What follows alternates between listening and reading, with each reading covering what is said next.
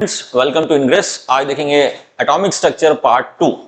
तो पहले के लेक्चर में हमने देखा कि एटम क्या है और डिस्कवरी ऑफ एटम्स कैसे हुई है और discovery of electron, proton, Rutherford's model, solar system planetary models को हमने देखा। अभी देखेंगे रदरफोर्ड्स के एडवांटेजेस और डिसएडवांटेजेस।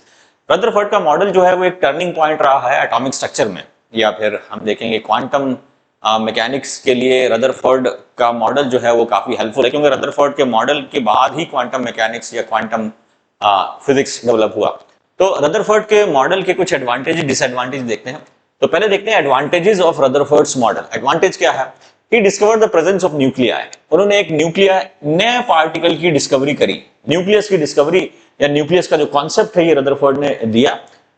एटम का कॉन्सेप्ट डाल्टन ने दिया, इलेक्ट्रॉन का कॉन्सेप्ट थॉमसन ने दिया और न्यूक्लियस का कॉन्सेप्ट जो है रदरफोर्ड ने दिया। तो एक नई पार्टिकल की डिस्कवरी हुई, मतलब सब atomic particle, that is nucleus. इसको इन्होंने डिस्कवर करा। He imagined electrons revolving around the nucleus like planets around the sun. तो एक नया सोलर सिस्टम मॉडल इन्होंने डेवलप करा, या सोलर सिस्टम मॉडल का कॉन्सेप्ट इन्होंने दिया, जो कि एक टर्निंग पॉइंट रहा क्वांटम मैकेनिकल मॉडल के लिए। तो ये भी एक एडवांटेज है। He assume most of the atom was hollow, जैसा कि हम मानते हैं कि एटम जो है वो हॉलो ही हम मानते हैं उसको। This model was able to explain the gold foil experiment. तो ये मॉडल जो था ये गोल्ड फॉइल एक्सपेरिमेंट को एक्सप्लेन करता था। मतलब सोलर सिस्टम मॉडल जो है, रदरफोर्ड का जो मॉडल है वो गोल्ड फॉइल एक्सप्लेन कर सकता है, लेकिन बोर का मॉडल जो है वो उस मॉडल गोल्ड फॉइल एक्सपेरिमेंट को एक्सप्लेन नहीं कर पाता है। तो ये भी एक एडवांटेज है रदरफोर्ड का कि it can explain an experiment, या it can explain the findings of an experiment. Important postulates nuclear structure of atom.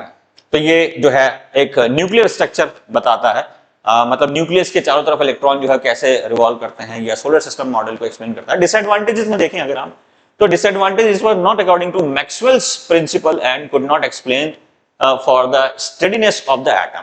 तो ये मॉडल का मेन डिसएडवांटेज ये है कि this model was unable to explain the stability of atom.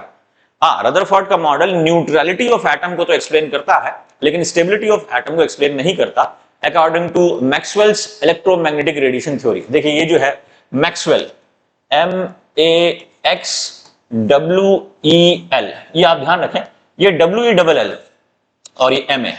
तो magnetic and electric field या electromagnetic radiation theory was given by Maxwell. Light is composed of electromagnetic radiation, that was given by Maxwell. तो Maxwell ने बोला कि light जो है वो electromagnetic radiation theory, electromagnetic radiations की बनी होती है। उसी थ्योरी को ये जो मॉडल है ये एक्सप्लेन नहीं कर पाता है। तो उसको हम कैसे करता है ये हम नेक्स्ट स्लाइड में देखेंगे। How Maxwell contradict the model of Rutherford, या how Rutherford was unable to explain the Maxwell's electromagnetic radiation theory, ये हम नेक्स्ट स्लाइड में देखेंगे। तो पहले अभी तक तो ये है कि डिसएडवांटेज ये है कि Rutherford's model was not able to explain Maxwell's electromagnetic radiation theory. Second ये है charge particles during acceleration would, ये कॉन्सेप्ट का मतलब इलेक्ट्रोमैग्नेटिक रेडिएशन थ्योरी यही है कि when a charge particle accelerates in a electric field it must emit radiation and loses energy and should fall down into the center of the atom, that is nucleus, उसमें गिर जाना चाहिए। तो ये explain नहीं कर पाता है, उसको हम देखेंगे आगे। He did not say anything about the electronic arrangement of atom which made his history। मतलब ये है इलेक्ट्रॉनिक अरेंजमेंट, जैसे हमने बोर ने जो है इसका अच्छा मॉडल दिया। बोर ने इलेक्ट्रॉनिक अरेंजमेंट को बताया कि इलेक्ट्रॉन्स कैसे होंगे, पहले शेल में 2 होंगे, दूसरे शेल में 8 होंगे। तो ये एक अच्छा सिस्टमैटिक अरेंजमेंट है बोर का, जो कि रदरफोर्ड के मॉडल में मिसिंग था। इलेक्ट्रॉन, उन्होंने कहा कि इलेक्ट्रॉन को कहीं पे भी रिवॉल्व कर दो आप। न्यूक्लियस है, न्यूक्लियस के चारों तरफ जो स्पेस है उसमें इलेक्ट्रॉन रिवॉल्व कर सकते हैं। आप कैसे रिवॉल्व करेंगे, आपस में कोलाइड करेंगे नहीं करेंगे, उसमें कोई ज्यादा जो है डिटेल्ड एक्सप्लेनेशन नहीं था। So he did not say anything about the electronic arrangement of atom which made his theory incomplete. तो बस ये था कि इलेक्ट्रॉन जो न्यूक्लियस है, न्यूक्लियस के चारों तरफ इलेक्ट्रॉन जो है वो घूमेगा, जिसकी वजह से static force of attraction is balanced bye centrifugal force outward, जो हमें लगेगा वो हमने देख चुके हैं। Although early atomic models were inaccurate and could not explain the results, some experiment they served as a basic for the future। ठीक है, his model cannot explain hydrogen atomic spectra। this is very important।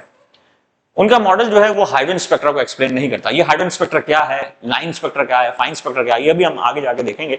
मतलब ये है कि hydrogen gas को जब हम energy provide करते हैं तो उसमें से कुछ लाइंस निकलती हैं डार्क लाइंस निकलेंगी या ब्राइट लाइंस निकलेंगी, वो हाइड्रोजन स्पेक्ट्रा कहलाता है। उसको हम डिटेल में देखेंगे। कुल मिला के मेन पॉइंट, मेन डिसएडवांटेज ये है, एक तो मेन डिसएडवांटेज ये है, it was unable to explain Maxwell's electromagnetic radiation theory and it was unable to explain the atomic model या it was unable to explain hydrogen atomic spectra या atomic spectra. ये दो जो है ये मेन डिसएडवांटेज है इस थ्योरी का। अब ये देखते हैं कि मैक्सवेल को ये कैसे एक्सप्लेन नहीं कर पाते। तो मतलब ये है कि मैक्सवेल ने ये बोला कि जैसे न्यूक्लियस है, न्यूक्लियस के चारों तरफ क्या है, एक फील्ड है, एक पॉजिटिव फील्ड है। इस फील्ड में जब भी इलेक्ट्रॉन रिवॉल्व करेगा, रिवॉल्व मतलब एक्सेलरेट हो रहा, क्योंकि वेलोसिटी चेंज हो रही है, मतलब कोई भी चीज जब घूमती है तो वो एक एक्सेलरेटेड मोशन को फॉलो करती है, क्योंकि वेलोसिटी यहाँ पे चेंज हो रही होती है। यूनिफॉर्म स्पीड से भी अगर घूमेगी तो वो एक्सेलरेटेड मोशन ही कहलाएगा, क्योंकि वेलोसिटी जो है पर यूनिट टाइम चेंज कर रही है। तो dv by dt तो एक्सेलरेटेड मोशन। तो इन्होंने कहा कि अगर कोई इलेक्ट्रॉन जो है, अगर कोई इलेक्ट्रॉन जो है वो घूम रहा है न्यूक्लियस के चारों तरफ, तो वो एक एक्सेलरेटेड मोशन को फॉलो कर रहा है, और एक्सेलरेटेड मोशन को फॉलो करते करते जो है इसको इसमें गिर जाना चाहिए। क्योंकि जब ये इसको एक्सेलरेटेड मोशन है, तो मैक्सवेल ने ये डेमोन्स्ट्रेट कर दिया था कि जब भी इलेक्ट्रॉन जो है या जब भी कोई चार्ज पार्टिकल किसी इलेक्ट्रिक फील्ड में घूमता है, तो वो अपनी एनर्जी को रेडिएट करता है in the form of electromagnetic radiation, in the form of electromagnetic radiation. और ये अपनी एनर्जी को इलेक्ट्रोमैग्नेटिक रेडिएशन से लूज करेगा, तो इसके ऊपर जो है इसकी एनर्जी कम हो जाएगी। एनर्जी कम होने की वजह से न्यूक्लियस से लगातार खींचता रहेगा और स्पाइरल पाथ फॉलो करता हुआ ये अंदर गिर जाएगा। तो मतलब इन्होंने रदरफोर्ड के मॉडल ने एक कंटिन्यूअस एनर्जी को फॉलो करा है, जो कि मैक्सवेल ने भी यही बोला कि कंटिन्यूअस रेज जो है वो निकलती हैं, इलेक्ट्रोमैग्नेटिक रेडिएशन निकलती है। तो यहां पर भी यही है कि जैसे रदरफोर्ड ने न्यूक्लियस बोला और इसके चारों तरफ जो है इलेक्ट्रॉन जो है वो कहीं पे भी घूम सकता है, कंटिन्यूअस एनर्जी लेवल को फॉलो कर सकता है। तो ये कंटिन्यूअस एनर्जी जो है इसको कंटिन्यूअस एनर्जी रेडिएट करता हुआ ये न्यूक्लियस में गिर जाना चाहिए। यही जो है एक ड्रॉबैक, मेजर ड्रॉबैक है रदरफोर्ड का, जो कि मैक्सवेल की थ्योरी को कंट्राडिक्ट करता है, या मैक्सवेल जो है ये डिस्कार्ड करते हैं रदरफोर्ड के एटॉमिक मॉडल को। तो ये स्टेबिलिटी को एक्सप्लेन नहीं कर पाता। तो मतलब Rutherford's model was unable to explain the stability of atom according to Maxwell. और ये हम जानते भी हैं कि जब भी कोई सी फील्ड में, इलेक्ट्रिक फील्ड में कोई चार्ज एक्सेलरेट करता है, घूमता है, तो वो इलेक्ट्रोमैग्नेटिक रेडिएशन रिलीज करता है। जब वो रिलीज करेगा तो इसकी एनर्जी कम हो जाएगी। एनर्जी कम होगी तो जो सेंट्रीफ्यूगल फोर्स उसकी तरफ लगना चाहिए वो थोड़ा सा कम हो जाएगा।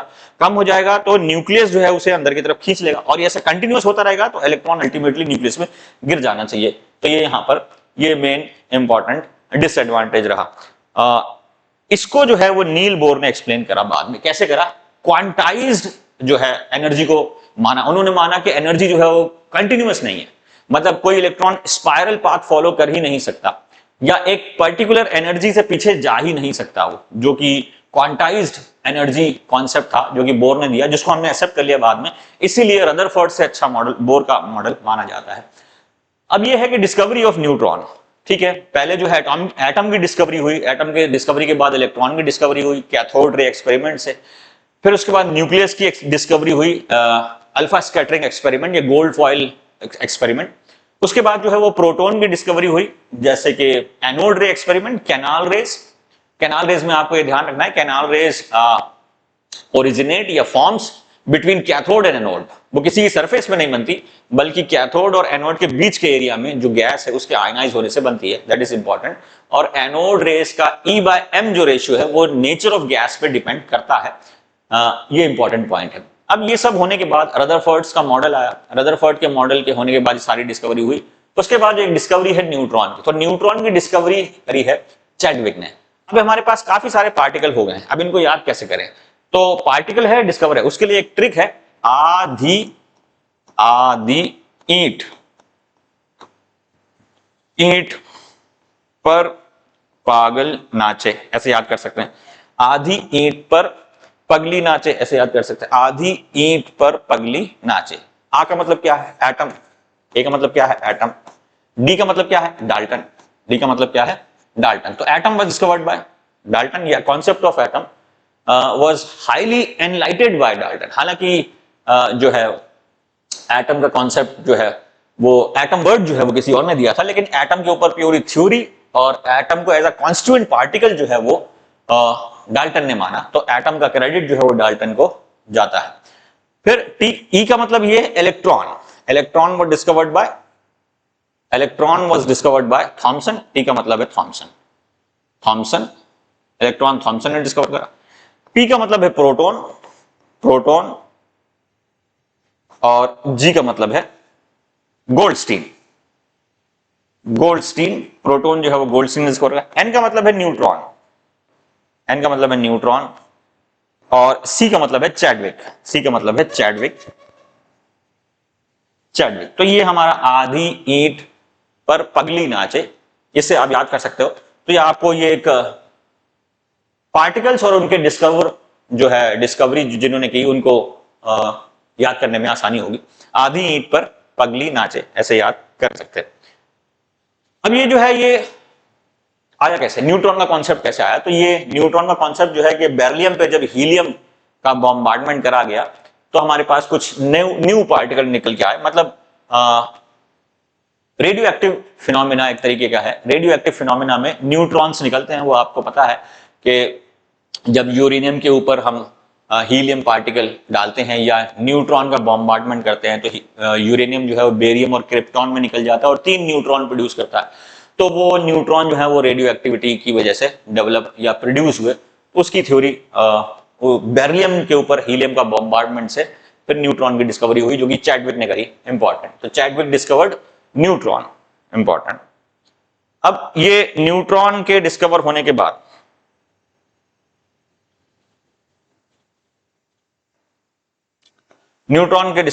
बाद फिर हमारे पास और भी कुछ वर्ड हमारे पास आ गए।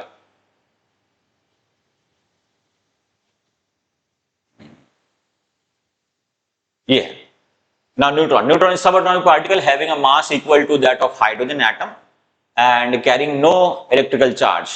तो ये न्यूट्रॉन के ऊपर चार्ज जो है वो 0 होता है। ये बात आप रख ले, NaPe,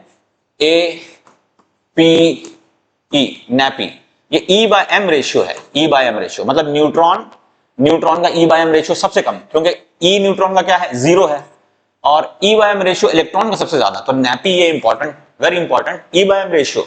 तो सारे पार्टिकल का E/m रेशियो अगर हम देखें, और कभी आपको E/m रेशियो एटम का पूछ ले तो एटम का E/m रेशियो भी 0 ही होगा, क्योंकि एटम के ऊपर चार्ज क्या होता है, 0। Atom is neutral. तो ये हमारा इंपॉर्टेंट पॉइंट है। Mass of electron is 1.675 into 10⁻²4 ग्राम। मास को हम ये रखने वाली चीज जो है बाद में करेंगे, उसको देखेंगे। अब ये मास नंबर, जब एटम हमारे पास आ गया तो एटम में हमारे पास न्यूक्लियस आ गया, इलेक्ट्रॉन आ गए, प्रोटॉन आ गए और न्यूट्रॉन आ गए। ये 4-5 जो है सब एटॉमिक पार्टिकल हमने देख लिया। अब इनके बेसिस पे एटम का क्लासिफिकेशन है, ये एटम की कुछ प्रॉपर्टीज हैं। तो पहले तो है मास नंबर। मास नंबर क्या होता है एटम में? तो आपने देखा होगा पीरियोडिक टेबल में कोई भी एलिमेंट जो है वो x, इसको इधर से z लिखते हैं और इधर से a लिखते हैं। तो ये a जो है ये मास नंबर है, a जो है ये मास नंबर है। अब इसमें ये आपके ऊपर होता है कि a को क्या ले। अगर आप a को एज अ नंबर मान रहे हैं, जैसे मैं सोडियम की बात करूं तो अगर सोडियम है Na तो इधर आ जाएगा आपका 11 और ये आ जाएगा 23। तो 23 जो है वो इसका a है। 23 क्या है, a है इसका, मतलब 23 इज द मास नंबर। अब ये नंबर है, अगर आप इसको 23 एज अ नंबर ही मानते हैं, 23 आप इसे नंबर ही मानते हैं, तो पार्टिकल्स के नंबर के बारे में बताएगा। ये पार्टिकल्स के नंबर के बारे में कैसे बताएगा कि 11 तो इसमें प्रोटॉन है और 23 जो है, मतलब a जो है, a क्या होता है, a is equals to p plus n, proton number plus neutron number. अब a कितना है, 23, और प्रोटॉन नंबर कितने हैं, ये 11 जो है प्रोटॉन नंबर है 11 प्लस न्यूट्रॉन, तो न्यूट्रॉन कितना आ जाएगा, तो न्यूट्रॉन आ जाएगा आपका 12। ये तो अगर आप इसे नंबर मानते हैं तो सबको नंबर में डील करना पड़ेगा, और अगर आप इसे मास मानते हैं, जैसे 23 ग्राम अगर मान रहे हैं, तो फिर ये मोल आ जाएगा, मोल कॉन्सेप्ट आ जाएगा। तो फिर ये मानना पड़ेगा कि आपको कि atomic mass is the mass of 1 mole atom. ठीक है, उसको हम बाद में करेंगे। अभी के लिए ये है कि आप अगर इसे नंबर मानते हैं तो नंबर के फिर आप इससे प्रोटॉन और न्यूट्रॉन का नंबर निकाल सकते हैं, लेकिन अगर आप इसे मास मान रहे हैं तो फिर आप उससे मोल निकाल सकते हैं। ये इंपॉर्टेंट कॉन्सेप्ट। तो मास नंबर क्या है, मास नंबर जो है वो ए से डिनोट होता है, it is the sum of proton plus neutron. So proton and neutron are collectively known as nucleons. ठीक है, एक पॉइंट आप ध्यान रखें कि रदरफोर्ड के मॉडल ने एटम को 2 में डिवाइड कर दिया, nuclear an extra nuclear part. मतलब रदरफोर्ड का जो मॉडल है वो एटम को दो पार्ट में डिवाइड करता है, nuclear model and extra nuclear part and extra nuclear part. जैसे ये जो है तो ये न्यूक्लियर पार्ट है और इसके बाहर वाला जो है ये एक्स्ट्रा न्यूक्लियर पार्ट है। अब एक्स्ट्रा न्यूक्लियर पार्ट के अंदर इलेक्ट्रॉन रहता है और न्यूक्लियर पार्ट के अंदर जो चीजें होती हैं उनको न्यूक्लियॉन्स बोलते हैं। न्यूक्लियॉन्स मतलब न्यूक्लियस के अंदर क्या है, प्रोटॉन प्लस न्यूट्रॉन, तो न्यूक्लियॉन्स। न्यूक्लियॉन्स किसको बोलते हैं, प्रोटॉन प्लस न्यूट्रॉन, इन दोनों को न्यूक्लियॉन्स बोलते हैं। तो न्यूक्लियॉन्स कहां होते हैं, न्यूक्लियस के अंदर, तो न्यूक्लियर पार्ट। तो nuclear part is composed of nucleons. Nuclear part किसका बना होता है, न्यूक्लियर पार्ट जो है ये बना होता है न्यूक्लियॉन्स का। न्यूक्लियर पार्ट किसका बना होता है, न्यूक्लियॉन्स का। न्यूक्लियर पार्ट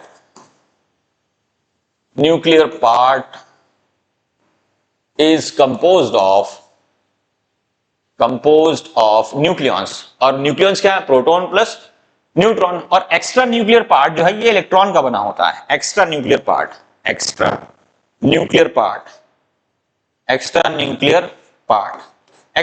पार्ट बना होता है इलेक्ट्रॉन्स का, या इसमें इलेक्ट्रॉन्स रहते हैं। ये इंपॉर्टेंट पॉइंट। तो वापस से अपना उसी स्लाइड पर चलते हैं। ये तो ए जो है वो मास नंबर को बताता है और ये एक तरीके से न्यूक्लियॉन्स के नंबर को भी बताता है। ए जो है वो न्यूक्लियॉन्स के नंबर को भी बताता है।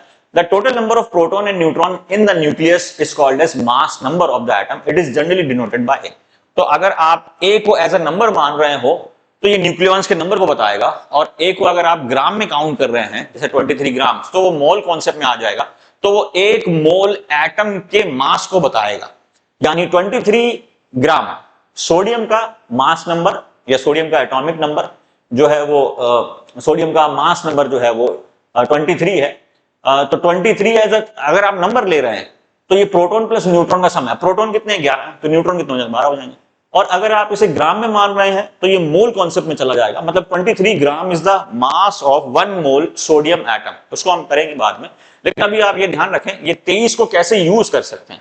अगर 23 को एज 23 नंबर लिखा तो प्रोटॉन प्लस न्यूट्रॉन का सम देगा। अगर 23 ग्राम लिख दिया तो मोल कॉन्सेप्ट में चला जाएगा, बाद में देखेंगे उसको। मास नंबर, तो mass number is the number of proton plus number of neutron, ये ध्यान रखना है आपको। तो number of neutron is equals to mass number minus atomic number. उससे हम नंबर ऑफ न्यूट्रॉन कैसे निकाल सकते हैं, मास नंबर में से नंबर ऑफ प्रोटॉन माइनस कर दें तो नंबर ऑफ न्यूट्रॉन आ जाएगा। That is A minus Z. A minus Z is equals to number of neutron. A minus Z is equals to neutron. ये हमारा इंपॉर्टेंट पॉइंट, ठीक है। अब आइसोटोप्स क्या होता है, क्या है कि आइसो का मतलब होता है सेम। आइसो का मतलब क्या होता है, सेम। और टोप्स का मतलब same number of protons, P. Atoms of an element, एक ही एलिमेंट के अलग अलग एटम जिनके अंदर प्रोटॉन तो सेम होगा लेकिन मास नंबर वेरी करेगा। जैसे ये कार्बन, अब इसके अंदर सब कार्बन के अंदर 6 है, 6, लेकिन ऊपर का जो एटॉमिक मास है या मास नंबर जो है ये अलग अलग है। तो इसके अंदर क्या होता है, कोई भी एलिमेंट x है, कोई भी एलिमेंट x, इस एलिमेंट को मैं 3 बार लिख दिया। अब इसका जो z जो है ये तो बराबर होगा सब में, ये अलग अलग एटम्स है। और a जो है ये A1 हो जाएगा, ये A2 हो जाएगा और ये A3 हो जाएगा। तो मतलब ध्यान ये रखना है कि एक ही एलिमेंट है, मतलब ये सिंबल सेम होना चाहिए। सिंबल किसको रिप्रेजेंट करता है, एलिमेंट के एटम को। तो ये एलिमेंट तो एक ही है लेकिन उसके एटम्स जो हैं वो अलग अलग। जैसे ये हाथ तो एक ही है लेकिन उसकी उंगलियां जो हैं इनकी लेंथ अलग अलग है। ऐसी एक ही एलिमेंट के अलग अलग एटम्स जिनका मास नंबर अलग होगा लेकिन एटॉमिक नंबर सेम होगा। एटॉमिक नंबर किससे होता है, नंबर ऑफ प्रोटॉन्स। मतलब mass number different but atomic number same. तो atoms of an element with the same atomic number, same atomic number मतलब नंबर ऑफ प्रोटॉन्स, ये same atomic number but different mass number is called as isotopes. तो उनको isotopes बोलते हैं। अब ये isotopes, isobar, isotones, इनको याद करने के लिए ट्रिक है, मैं बता दूंगा आपको। For example hydrogen has 3 isotopes. Hydrogen के 3 आइसोटोप हैं, प्रोटियम, अब ये hydrogen 1,1, deuterium hydrogen 2,1 and tritium hydrogen 3,1। Tritium radio active होता है, ये ध्यान रखना। और ये ड्यूटेरियम जो है ये D2O हैवी वाटर के बनाने में काम में आता है। और ये प्रोटियम ये most abundant isotope of hydrogen. तो हाइड्रोजन के जैसे 3 आइसोटोप हैं, प्रोटियम, ड्यूटेरियम एंड ट्राइटियम। ऐसी कार्बन के 3 आइसोटोप हैं, कार्बन 612, 613, 614। ठीक है, 13 कम होता है काफी, सबसे ज्यादा कार्बन 12 हमारा मोस्ट अबंडेंट इन नेचर। ये तो आइसोटोप्स, आइसो का मतलब सेम, और टोप्स में पीछे से तीसरा वाला अल्फाबेट पकड़ लेना, मतलब ये आइसोबार भी आएगा, आइसोटोन्स भी आएगा, तो पीछे से तीसरा वाला, पीछे से तीसरा वाला पी, पी सेम होगा। तो different atoms of an element, atoms of an element, ये डिफरेंट एटम है, एक ही एलिमेंट, एलिमेंट सेम होना चाहिए, एलिमेंट डिफर नहीं करना चाहिए, element should be same, X X X, ऐसे यहां पर H H H, C C C, नीचे का नंबर सेम, ऊपर का number different, mass number different, atomic number same. तो different atoms of an element having same atomic number but different mass number. और उसके फिर ये एग्जांपल है, जैसे हाइड्रोजन के 3 आइसोटोप हैं, फिर कार्बन के 3 आइसोटोप हैं, ऐसे यूरेनियम के 2 आइसोटोप हैं, यूरेनियम 235, यूरेनियम 238, 92, 235 एंड यूरेनियम 92, 238। ठीक है, अब मास नंबर अलग अलग होने की वजह से इनकी जो स्टेबिलिटी है ये अलग अलग होती है। ये आप न्यूक्लियर साइंस में आगे जाके पढ़ोगे। पी बाय एन रेशियो, यानी प्रोटॉन बाय न्यूट्रॉन का जो रेशियो, ये आपको स्टेबिलिटी के बारे में बताता है। जैसे इसके अंदर अगर आप देखें तो ये 235 और 92, मतलब प्रोटॉन नंबर तो सेम है लेकिन न्यूट्रॉन नंबर इन दोनों में डिफरेंट है, जिसकी वजह से इसकी स्टेबिलिटी भी अलग अलग है। तो ये जो है ये फिशनेबल है, ये रेडियो एक्टिव है, ये रेडियो एक्टिव है, रेडियो एक्टिव, ये फिशनेबल है और ये नॉन फिशनेबल है। तो एटम बम में ये यूज होता है, एटम बम में ये यूज होता है, या न्यूक्लियर रिएक्टर में ये यूज होता है, न्यूक्लियर रिएक्टर में भी यही यूज होता है। 238 यूज नहीं होता। तो आप उसको याद कैसे कर सकते हैं कि ये विषम संख्या है, मतलब ऑड 235, बाकी सब तो सेम है, बस यहीं पे अलग है, ये 5 है और ये 8 है। तो ऑड वाला जो है ये ज्यादा खतरनाक होता है, मतलब जैसे बोलते हैं ना 3 तिगाड़ा काम बिगाड़ा, ऑड है। तो ऐसे ही 5 वाला ऑड है, तो ये रेडियो एक्टिव है, ये रेडियो एक्टिव एक तरीके से नहीं है, ये इसकी जो फिशनिंग पावर है ये बहुत कम होता है, और फिशनेबल पावर इसका 235 का ज्यादा होता है। तो एटम बम और न्यूक्लियर रिएक्टर में 235 यूज होता है यूरेनियम का। ऐसे हमारे पास पोटेशियम के भी आइसोटोप्स हैं, कैल्शियम के भी। बस आपको याद ही रखना है कि नीचे का नंबर सेम होगा, atomic number, Z should be same, A जो है वो बदल सकता है, A1 A2 A3, but Z should be same, number of proton ये सेम रहेंगे। अब आइसोबार, जैसे मैंने आपको बताया पीछे से तीसरा, जैसे हमने आइसोटोप्स पढ़ा, आइसोटोप्स तो पीछे से तीसरा मतलब प्रोटॉन नंबर सेम, इसमें A एटॉमिक मास सेम होगा। अब यहां पर एटम्स भी बदल जाएगा, different atoms of different element having same mass number but different atomic number. तो आइसो का मतलब सेम, और यहां पर एटॉमिक मास की बात है, तो atoms having same mass number but different atomic number. अब यहां एलिमेंट भी बदल जाएगा, ऑब्वियस है, क्योंकि यहां पर ये चीज अलग होगी, मतलब Z अलग होगा, और एलिमेंट की प्रॉपर्टी जो है वो एटॉमिक नंबर पर डिपेंड करती है, मास नंबर पे उतनी ज्यादा डिपेंड नहीं करती है। तो यहां पे देखेंगे आप X जो है ये बदल गया, यहां पे आर्गन 1840, पोटेशियम 1940, कैल्शियम 2040। तो मास नंबर तो सेम है, इसके केस में क्या है, मास नंबर सेम है लेकिन एटॉमिक नंबर जो है वो बदल गया है। ऐसी कार्बन 14 और नाइट्रोजन 14 ये। तो different atoms of different element having same mass number but different atomic number. पहले इसका उल्टा था, मतलब आइसोटोप्स में क्या था, एटम्स ऑफ एन एलिमेंट या different atoms of one element, same element, एक ही एलिमेंट के अलग अलग एटम जिसमें एटॉमिक नंबर सेम है, मास नंबर अलग है।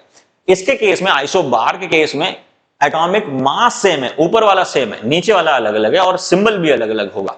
ठीक है, तो आइसोटोप्स और आइसोबार्स आपस में अपोजिट हैं एक दूसरे के रिप्रेजेंटेशन में, मतलब रिप्रेजेंट कैसे करेंगे, आइसोटोप्स में सिंबल सेम होगा, आइसोबार में सिंबल बदल जाएगा।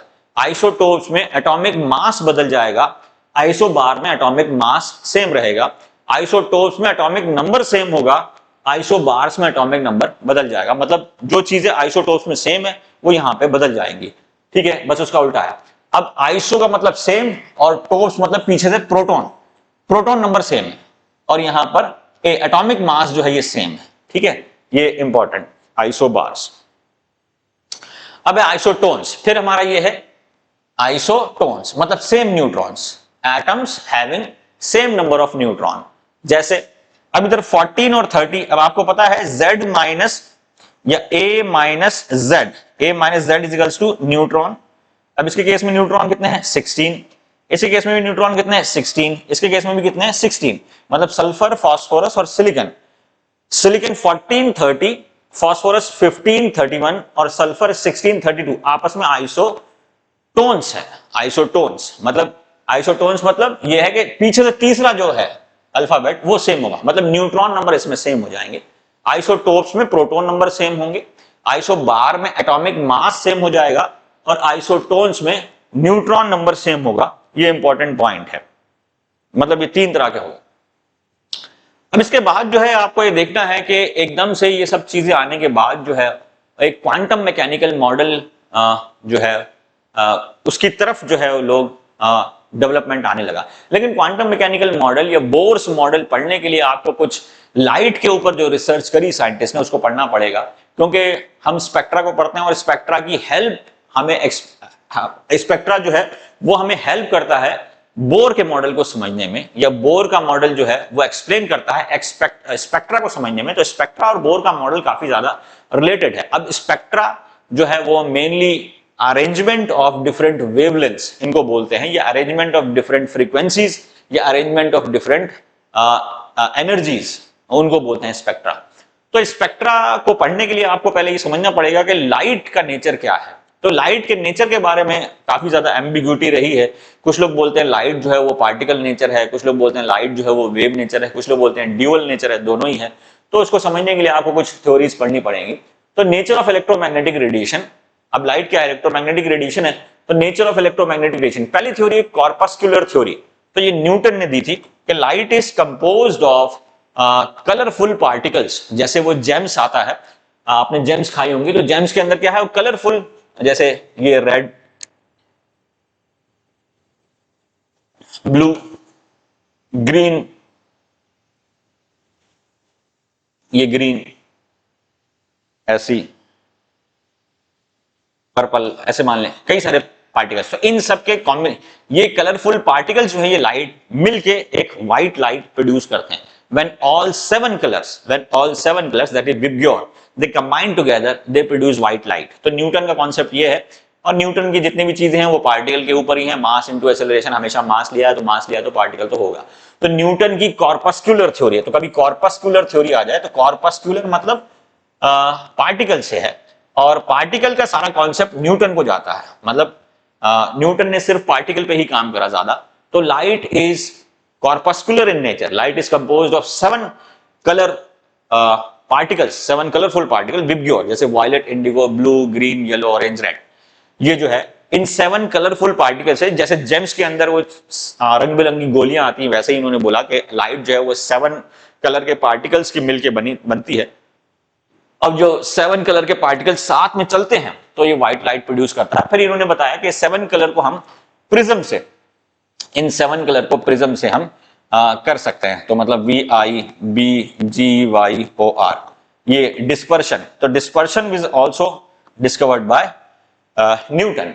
न्यूटन ने डिस्पर्शन को भी खोजा, क्योंकि उन्होंने कहा था 7 कलर मिलके चलते हैं तो व्हाइट लाइट, और 7 कलर को अलग कर दिया तो डिस्पर्शन हो जाएगा। ध्यान रखना कि बैंगन का सब कुछ ज्यादा, मतलब सबसे ज्यादा डिविएशन, ये एक मिनट इसको सही कर लेते हैं, सबसे ज्यादा डिविएशन जो है ये वायलेट का होता है। सबसे ज्यादा डिविएशन जो है ये वायलेट का होता है, बैंगन का सब कुछ ज्यादा। उल्टा लिख दें, VIBGYOR।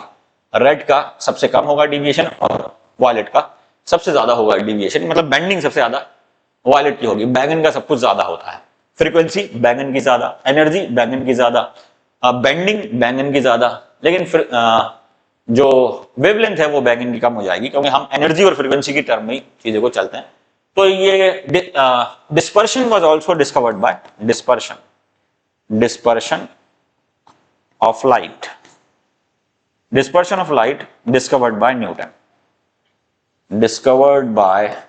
ये ध्यान रखना, क्योंकि उन्होंने बोला light is composed of 7 particles, when these 7 particles deviate from their path, वो अलग अलग बैंड्स में कन्वर्ट हो जाएंगे, that is called as dispersion. तो लाइट का एक नेचर, यानी लाइट इज कॉर्पस्कुलर नेचर, ये न्यूटन ने बताया। कॉर्पस्कुलर जहां पर भी वर्ड है आपको न्यूटन कर देना, क्योंकि न्यूटन के सारे पॉइंट्स कॉर्पस्कुलर ही है, यानी पार्टिकल पे ही लगते हैं। फिर हमारा जो light is proposed as a stream of minute particle called as corpuscular, 7 colourful particles. The theory of light could not explain phenomena of reflection and refraction. अब ये जो है ये कॉर्पस्कुलर थ्योरी जो है रिफ्लेक्शन और रिफ्रैक्शन को एक्सप्लेन नहीं करती है, डिफ्रैक्शन इंटरफेरेंस को भी नहीं करती है, बहुत सारे कॉन्सेप्ट को एक्सप्लेन नहीं करती है, तो इसलिए ये रिजेक्ट हो गई। This theory was rejected. आगे डिस्पर्शन को एक्सप्लेन करती है, important, it can explain dispersion. Electromagnetic radiation, तो ये जेम्स क्लार्क मैक्सवेल, ये वही मैक्सवेल हैं जिन्होंने रदरफोर्ड के मॉडल को डिस्कार्ड करा। तो मैक्सवेल, ये ध्यान रखना है आपको, मैक्सवेल MAXWELL, यानी मैग्नेटिक और इलेक्ट्रिक कंपोनेंट जो है ये मैक्सवेल ने बोला, मैक्सवेल के नाम में इनका जो है कंट्रीब्यूशन है मैक्सवेल। तो मैक्सवेल ने बोला कि light is compose of electromagnetic radiations, मतलब यहां पे रेडिएशन की बात आ गई, और पीछे जो या इलेक्ट्रोमैग्नेटिक वेव्स, तो यहाँ पे वेव्स की बात आ गई, तो इन्होंने इलेक्ट्रोमैग्नेटिक वेव्स माना है लाइट को, और न्यूटन ने कॉर्पस्कुलर यानी पार्टिकल्स माना है, colourful particles. So these waves are associated with electric and magnetic field. Therefore, these waves are called as electromagnetic waves or electromagnetic radiation. तो EMR theory है, EMR theory, electromagnetic radiation theory, that was given by Maxwell. Important. So light is electromagnetic radiation. Light is composed of electromagnetic waves or electromagnetic radiation. That was given by Maxwell. Important. यहाँ पे light का दूसरा point आ गया। Electromagnetic radiation propagate through space in the form of waves. All electromagnetic radiation travels with the speed of light.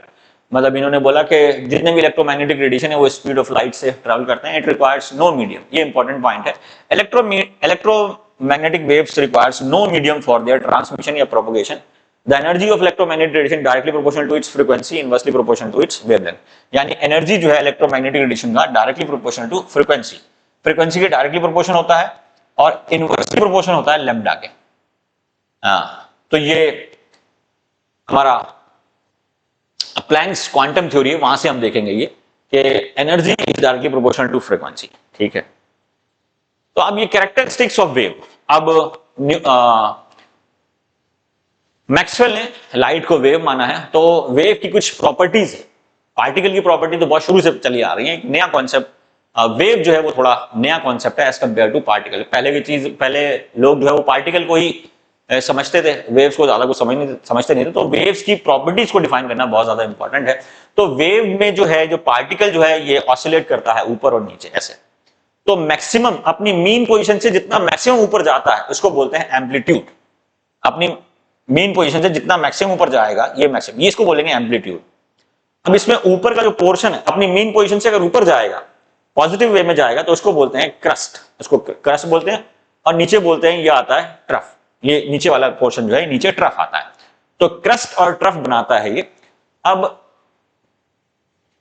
ये यहां से लेके और यहां दो क्रस्ट के बीच में, दो सक्सेसिव क्रस्ट के बीच का जो डिस्टेंस होता है इसको बोलते हैं वेवलेंथ, लैम्डा, ये वेवलेंथ होता है।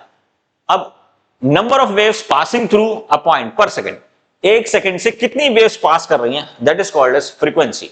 मतलब जैसे होता है ना बस, अगर एक पोल से या एक ट्रेन है उसके बहुत सारे डब्बे हैं, तो एक पोल से जितने ज्यादा डब्बे पास करेंगे उसकी फ्रीक्वेंसी उतनी ज्यादा हो जाएगी। तो जितनी ज्यादा वेव, मतलब कितना पार्टिकल, जैसे आप मान लें कि 1 मीटर जल्दी जल्दी से पोल से निकल रहा है तो फ्रीक्वेंसी ज्यादा है, और देर देर से पोल से निकल रहा है या एक पॉइंट से निकल रहा है तो फ्रीक्वेंसी कम है। तो मतलब यह कि जितनी वेव्स पर सेकेंड किसी सोर्स से निकलेंगी वो उसकी फ्रीक्वेंसी ज्यादा है। ठीक है, तो ये वेव्स की प्रॉपर्टी है। एम्पलीट्यूड मतलब पार्टिकल जो है या जो वेव है, वो भी हमने ये माना है कि जो पार्टिकल है वो वेव की फॉर्म में चलेगा, तो ये वेव का अपनी मीन पोजीशन से जो मैक्सिमम डिस्टेंस है that is called as amplitude. और ऊपर का पोर्शन क्रस्ट कहलाता है, नीचे का पोर्शन ट्रफ कहलाता है। ये बहुत मैं सिंप्लीफाइड फॉर्म में कर रहा हूं क्योंकि मैं आपको फिजिक्स नहीं पढ़ा रहा, मैं सिर्फ केमिस्ट्री के अंदर जो फिजिक्स का एप्लीकेशन है वो बस बता रहा हूं। The distance between two adjacent crust or trough, or answer, the distance between two adjacent crust or trough is called as wavelength. It is denoted by Greek letter lambda and is generally expressed in terms of angstrom unit. ये ध्यान रखना, 10 to the power minus 10 meters it is called as angstrom, और 10 to the power minus 8 centimeter it is called as। तो ये conversion कैसे है ये हम पहले के लेक्चर में देख चुके हैं कि 100 सेंटीमीटर का 1 मीटर होता है, तो यहाँ पे 100 से मल्टीप्लाई कर दिया तो ये -10 into 10 की पावर 2, तो -8 आ जाएगा सेंटीमीटर। वो बस चेंज करा है। तो वेवलेंथ को हम एंगस्टर में देते हैं। अब फ्रीक्वेंसी, फ्रीक्वेंसी जैसे मैंने बताया, फ्रीक्वेंसी मतलब नंबर ऑफ वेव्स पासिंग या number of waves passing from a point per second या number of waves emitted through a source per second. एक सेकंड में कितनी वेव्स छोड़ देता है तो वो फ्रीक्वेंसी कहलाता है। Number of waves which pass through a given point in 1 second is known as frequency. It is denoted by Greenberg nu, उसको न्यू से डिनोट करते हैं। तो इसको न्यू से डिनोट करते हैं फ्रीक्वेंसी से। ये सब वेव्स की प्रॉपर्टी की टर्म में अभी हम समझना है। The unit of frequency are cycle per second, ये हर्ट्ज ने दी property. The next property of a wave is frequency. Frequency क्या होता है? Frequency is the number of waves passing through a point per second. मतलब क्या है, ये जो वेव्स हैं, हमें पता है कि जो वेव होती है वो कहां से होती है, एक क्रस्ट से दूसरे क्रस्ट, कॉन्जिक्यूटिव क्रस्ट, दो कॉन्जिक्यूटिव क्रस्ट या दो कॉन्जिक्यूटिव ट्रफ के बीच का जो डिस्टेंस होता है वो वेवलेंथ कहलाता है। और इसी को एक वेव भी हम बोलते हैं। दो कॉन्जिक्यूटिव ट्रस्ट या फिर एक क्रस्ट हमने यहां से लिया, एक क्रस्ट ये और एक क्रस्ट ये, दो कॉन्जिक्यूटिव क्रस्ट और या फिर दो कॉन्जिक्यूटिव ट्रफ, इनके बीच का जो डिस्टेंस होगा ये वेवलेंथ कहलाएगा और ये पूरी एक वेव होती है। तो कितनी वेव्स जो है वो कंटिन्यूअसली निकल रही हैं सोर्स से पर सेकंड। ये जैसे सोर्स है, यहाँ पे बल्ब लगा हुआ है, या ये जो एलईडी है इसमें से भी लगातार लाइट निकल रही है, तो पर सेकंड कितनी वेव्स निकल रही हैं, मतलब ऐसे इतना जो लेंथ है पर सेकंड, जो वेवलेंथ है, कितनी वेव्स जो है वो पर सेकंड निकल रही हैं, that is called as frequency. Source से निकले या किसी एक पॉइंट से कितनी वेव्स पास हो रही हैं, that is called as frequency. अब फ्रीक्वेंसी की जो यूनिट है that is called as hertz. Frequency की यूनिट हर्ट्ज है, तो ये हर्ट्ज ने दिया है। And 1 hertz is equal to 1 cycle per second. एक साइकिल पर सेकंड को एक हर्ट्ज बोलते हैं। तो याद रखें फ्रीक्वेंसी की यूनिट हर्ट्ज है और ये दिया है हर्ट्ज नाम के साइंटिस्ट ने। और हर्ट्ज नाम के साइंटिस्ट से आपको एक चीज और याद करनी है कि हर्ट्ज ने ही जो है वो फोटो इलेक्ट्रिक इफेक्ट को डिस्कवर करा है, बल्कि फोटो इलेक्ट्रिक इफेक्ट को एक्सप्लेन करा है आइंस्टीन ने, डिस्कवर करा है हर्ट्ज ने। ये क्वेश्चन आ चुका है नीट में, who discovered the photo electric effect. ज्यादातर बच्चे इसको समझते हैं कि photo electric effect was discovered bye Einstein, लेकिन वो गलत है। Photo electric effect was discovered bye hertz but explained by Einstein, and Einstein got the Nobel Prize for photoelectric effect. ऐसे ही जो है radio activity was discovered by Henry Becquerel, but it was explained by Madame Curie. वो भी वहां पर एक थोड़ा नाम का important. Now velocity of light. Velocity of light मतलब क्या है, ये तो हमें distance traveled by a wave. Distance traveled by a wave in 1 second. That is called as velocity. Distance upon time. तो ये तो वेलोसिटी के अंदर डिस्टेंस अपॉन टाइम सिंपल सही है। वेलोसिटी को v से डिनोट करते हैं लाइट के या वेव के अंदर, के एक वेव ने कितना जो है डिस्टेंस ट्रेवल करा per second, that is called as velocity, is generated by letter c। तो लाइट की जो स्पीड है वो c से डिनोट करते हैं हम। जैसे आपको पता है लाइट की स्पीड क्या, 3 lakh kilometre per second, 3 lakh kilometre per second. Amplitude हम देख चुके हैं पहले भी। नाउ वेव नंबर क्या होता है, नंबर ऑफ वेव्स पर यूनिट लेंथ। एक जैसे एक ये जो 1 मीटर हम मान लें, 1 मीटर जो है ये 1 मीटर। अब इसमें कितनी वेव है, अगर मैं ऐसे बोलूं एक ये ऐसे तो ये 1 वेव और ये 2 वेव हम मान सकते हैं। तो ये लगभग जो है वो 2 वेव्स हैं यहाँ पर, एक वेव ये है, एक वेव ये है। तो वेव नंबर कितना हो गया 2। तो 1 मीटर में कितनी वेव्स रहेंगी, पर यूनिट लेंथ में कितनी वेव्स आ सकती हैं, that is called as wave number. तो वेव नंबर क्या होता है, 1 बाय पर यूनिट लेंथ और वेव लेंथ। 1 मीटर में कितनी वेव लेंथ है, यहां से यहां तक वेव लेंथ है तो 1/2, जैसे यहां पर हो जाएगा 1/2। तो इसको देते हैं न्यू बार से वैसे इंडिकेट करते हैं वेव नंबर को। Nu bar is equals to 1/λ।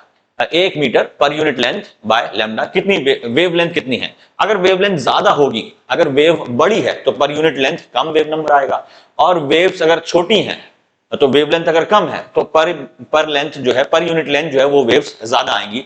तो wave number is inversely proportional to wavelength. ये ध्यान रखें, wave number is inversely proportional to wavelength. अगर वेवलेंथ ज्यादा होगा तो वेव नंबर कम आएगा, और वेवलेंथ कम होगा तो वेव नंबर ज्यादा आएगा। ये एक और इसका जो यूनिट है ये पर सेंटीमीटर या पर मीटर है, ये इंपॉर्टेंट है, यूनिट इंपॉर्टेंट है वेव नंबर का। जितनी भी प्रॉपर्टीज हैं वेव की उनके सबका यूनिट जो है वो इंपॉर्टेंट है।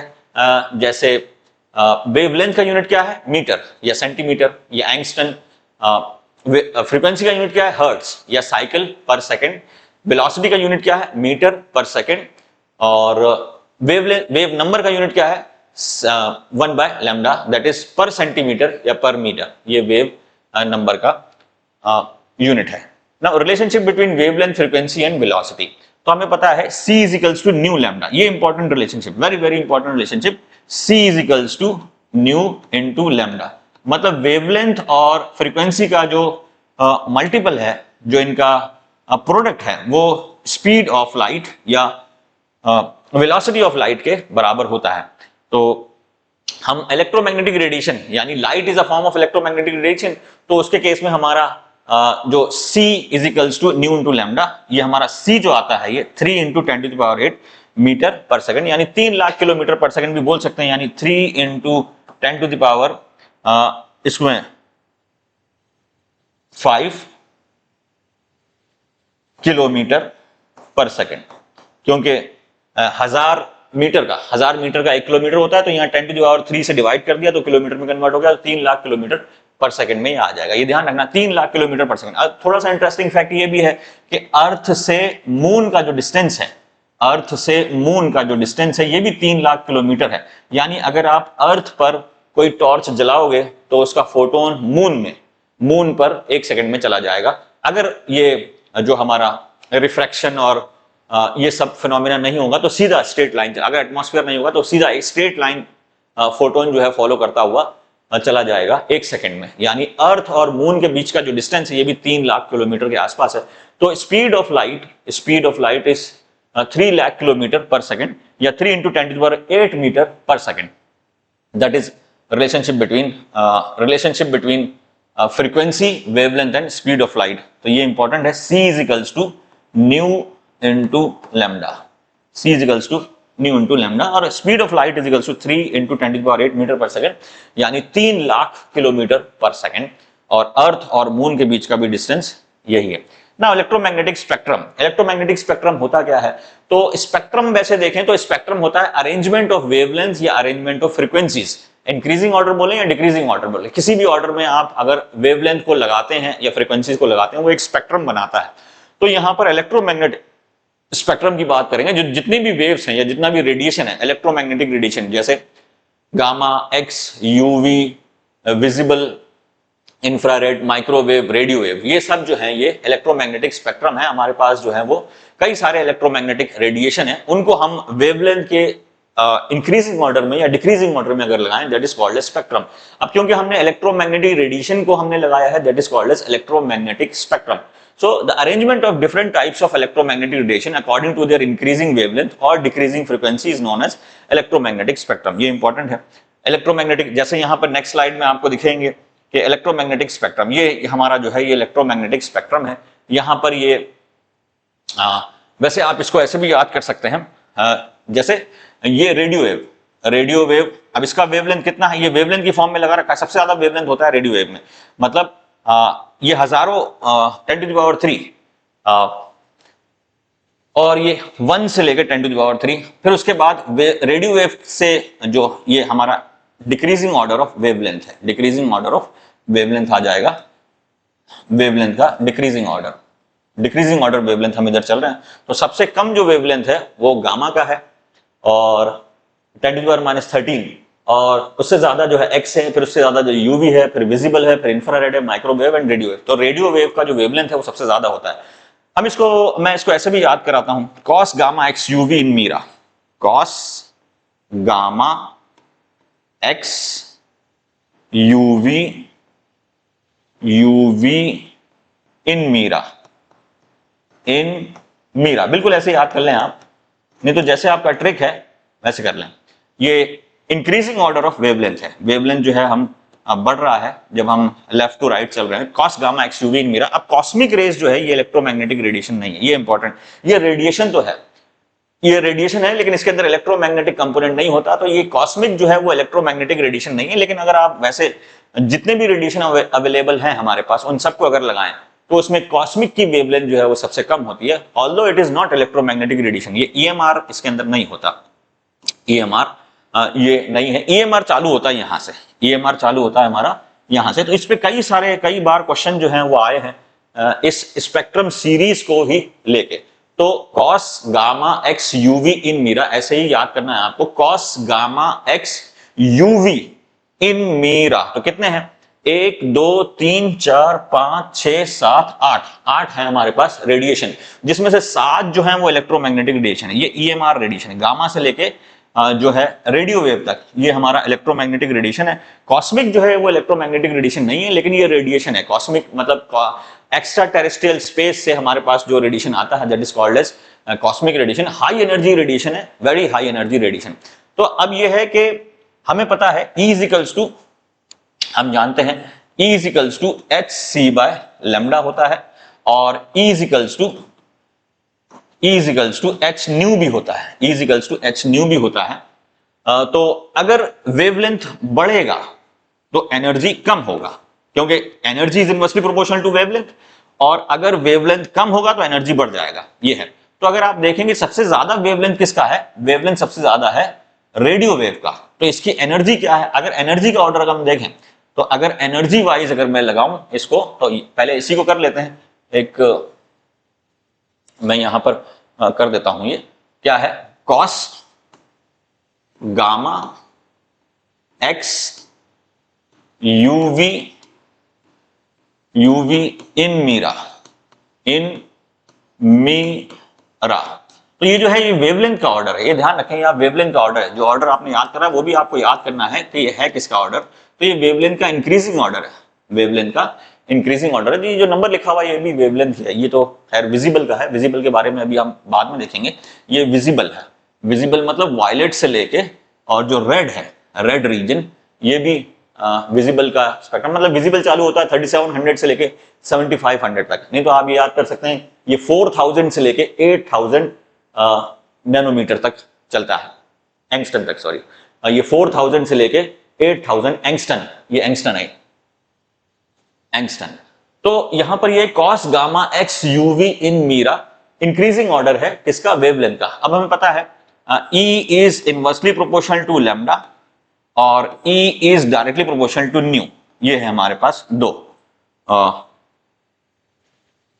वेरिएबल्स। एनर्जी जो है फ्रीक्वेंसी के डायरेक्टली प्रोपोर्शनल है, फ्रीक्वेंसी एनर्जी जो है वो वेवलेंथ के इनवर्सली प्रोपोर्शनल है। तो इधर से इधर वेवलेंथ बढ़ रहा है, तो एनर्जी किधर से किधर बढ़ेगा, एनर्जी इसका उल्टे टर्म में बढ़ेगा। एनर्जी कैसे बढ़ेगा, हम मानते हैं कॉस गामा एक्स यूवी इन मीरा, ये है।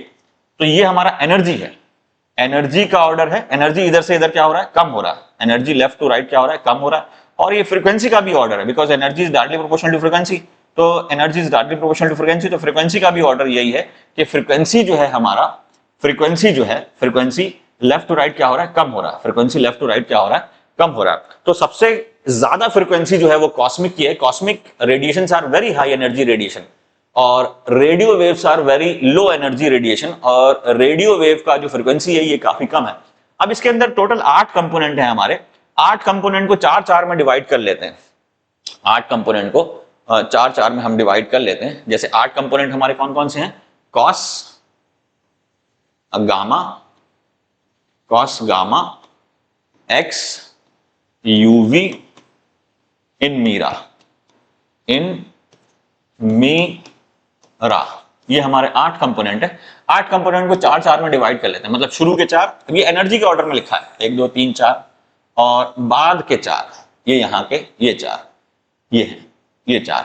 अब ये 4-4 में इसलिए डिवाइड करा गया क्योंकि शुरू के 4 जो है these are very high energy radiation, ये कहलाते हैं ionizing radiation, these are called as ionizing radiation. High energy radiation, इनको हाई एनर्जी रेडिएशन बोलते हैं। इन्हीं को आयनाइजिंग रेडिएशन भी बोल सकते हैं, आयनाइजिंग रेडिएशन, ये आयनाइजिंग रेडिएशन भी है, ये आयनाइज कर सकते हैं। These are very high energy, they can cause cancer, ये कैंसर भी कर सकते हैं। These are cancer causing radiation, ये कैंसर कॉजिंग रेडिएशन भी है, कैंसर कॉजिंग रेडिएशन। और ये जो है ये लो एनर्जी रेडिएशन है, non ionising radiation, low energy radiation और non ionising radiation, non ionising radiation, non ionising radiation ये है। तो ये नॉन आयनाइजिंग रेडिएशन है। जैसे आपने देखा होगा, अब इनके कुछ कुछ यूज हैं। जैसे हम देखेंगे गामा यूज होता है to treat cancer, gamma knife, gamma knife हम बोलते हैं, that is use to treat cancer. जो हमारे जो कैंसरस सेल होते हैं उनको किल करने के लिए काम में आता है। एक्सरे आपको पता है, एक्सरे निकालने के काम में आता है, मतलब बॉडी की जो इन्वेस्टिगेशन है उसके काम में आता है। X ray was discovered by Roentgen, ये इंपॉर्टेंट है, X ray was discovered by Wilhelm Roentgen, W Roentgen ने एक्सरे को डिस्कवर करा। यूवी रेज, ये नकली करेंसी को या फिर यूवी सेंसिटिव इंक बनाने में या फिर वाटर प्यूरिफायर में या फिर सैनिटाइजर के काम में भी आता है। इट कैन किल बैक्टीरिया, क्योंकि ये हाई एनर्जी रेडिएशन है। It can break the cell wall, it can kill bacteria, it can ionize water. ये मतलब ये जो है ये आयनाइजिंग रेडिएशन भी है। इट कैन आयनाइज बॉन्ड, ये बॉन्ड को आयनाइज भी कर सकता है। तो ये हाई एनर्जी रेडिएशन है। दीज आर इनके अपने अपने यूजेस हैं। फिर इंफ्रारेड रेडिएशन, ये रिमोट में यूज होता है इंफ्रारेड रेडिएशन। और माइक्रोवेव रेडिएशन, माइक्रोवेव में यूज होता है। रेडियो ये रेडियो फ्रीक्वेंसी में यूज होता है, मतलब डीटीएच जो हमारा डायरेक्ट टू होम टेलीकम्युनिकेशन में या रेडियो के अंदर यूज होता है। तो ये हमारा जो फोटो इलेक्ट्रिक्स, ये हमारा इलेक्ट्रोमैग्नेटिक स्पेक्ट्रम जो है, ये very important, electromagnetic spectrum. Cosmic जो है इलेक्ट्रोमैग्नेटिक नहीं है, ये आपको ध्यान रखना है। Cosmic are not electromagnetic rays but these are high energy radiation. तो कॉस्मिक गामा एक्स यूवी इन मीरा, यूवी इन मीरा यहां पर। अब जो है हमारा यूवी के बाद यहीं पे विजिबल भी आता है। विजिबल, विजिबल जो है ये हमारा कहां से कहां तक रहता है, ये रहता है हमारा विजिबल विबग्योर, VIBGYOR, ये विबग्योर, यानी ये विजिबल है हमारा। विजिबल चालू होता है 4000 एंगस्टन से लेके 8000 एंगस्टन तक। तो वो भी हमारा, उधर भी हमारा रा लास्ट में है, इधर भी हमारा रा लास्ट में है। तो रेड की वेवलेंथ सबसे ज्यादा होती है और वायलेट की वेवलेंथ सबसे कम होती है। ये हम लिख देते हैं यहां पर VIBGYOR,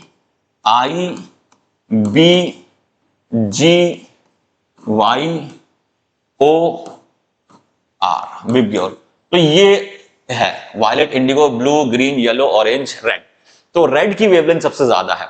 रेड की वेवलेंथ सबसे ज्यादा होने की वजह से इसलिए रेड का आयनाइजिंग पावर या फिर रेड की जो एनर्जी है ये बहुत कम होती है और वायलेट की एनर्जी बहुत ज्यादा होती है। अब यहां पर यह है कि जो रेड है उसकी स्कैटरिंग सबसे कम होती है और वायलेट की और इंडिगो की यहां तक इनकी स्कैटरिंग ज्यादा होती है। तो जिसकी वेवलेंथ ज्यादा है उसकी स्कैटरिंग कम होती है। रेलीज जो हमारा एक्सपेरिमेंट है या रेलीज जो फॉर्मूला है वो हमें बताता है scattering is inversely proportional to lambda. अगर वेवलेंथ ज्यादा है तो स्कैटरिंग कम होगी और वेवलेंथ कम है तो स्कैटरिंग जो है वो ज्यादा होगी। तो रेड की वेवलेंथ ज्यादा है तो उसकी स्कैटरिंग कम होती है, इसलिए रेड जो है वो काफी दूर से हमें नजर आता है। इसलिए डेंजर सिग्नल जो है वो रेड में बनाए जाते हैं। और वायलेट और या फिर ब्लू, जो ब्लू है उसकी स्कैटरिंग ज्यादा होती है, इसलिए स्काई जो है वो हमें ब्लू दिखता है।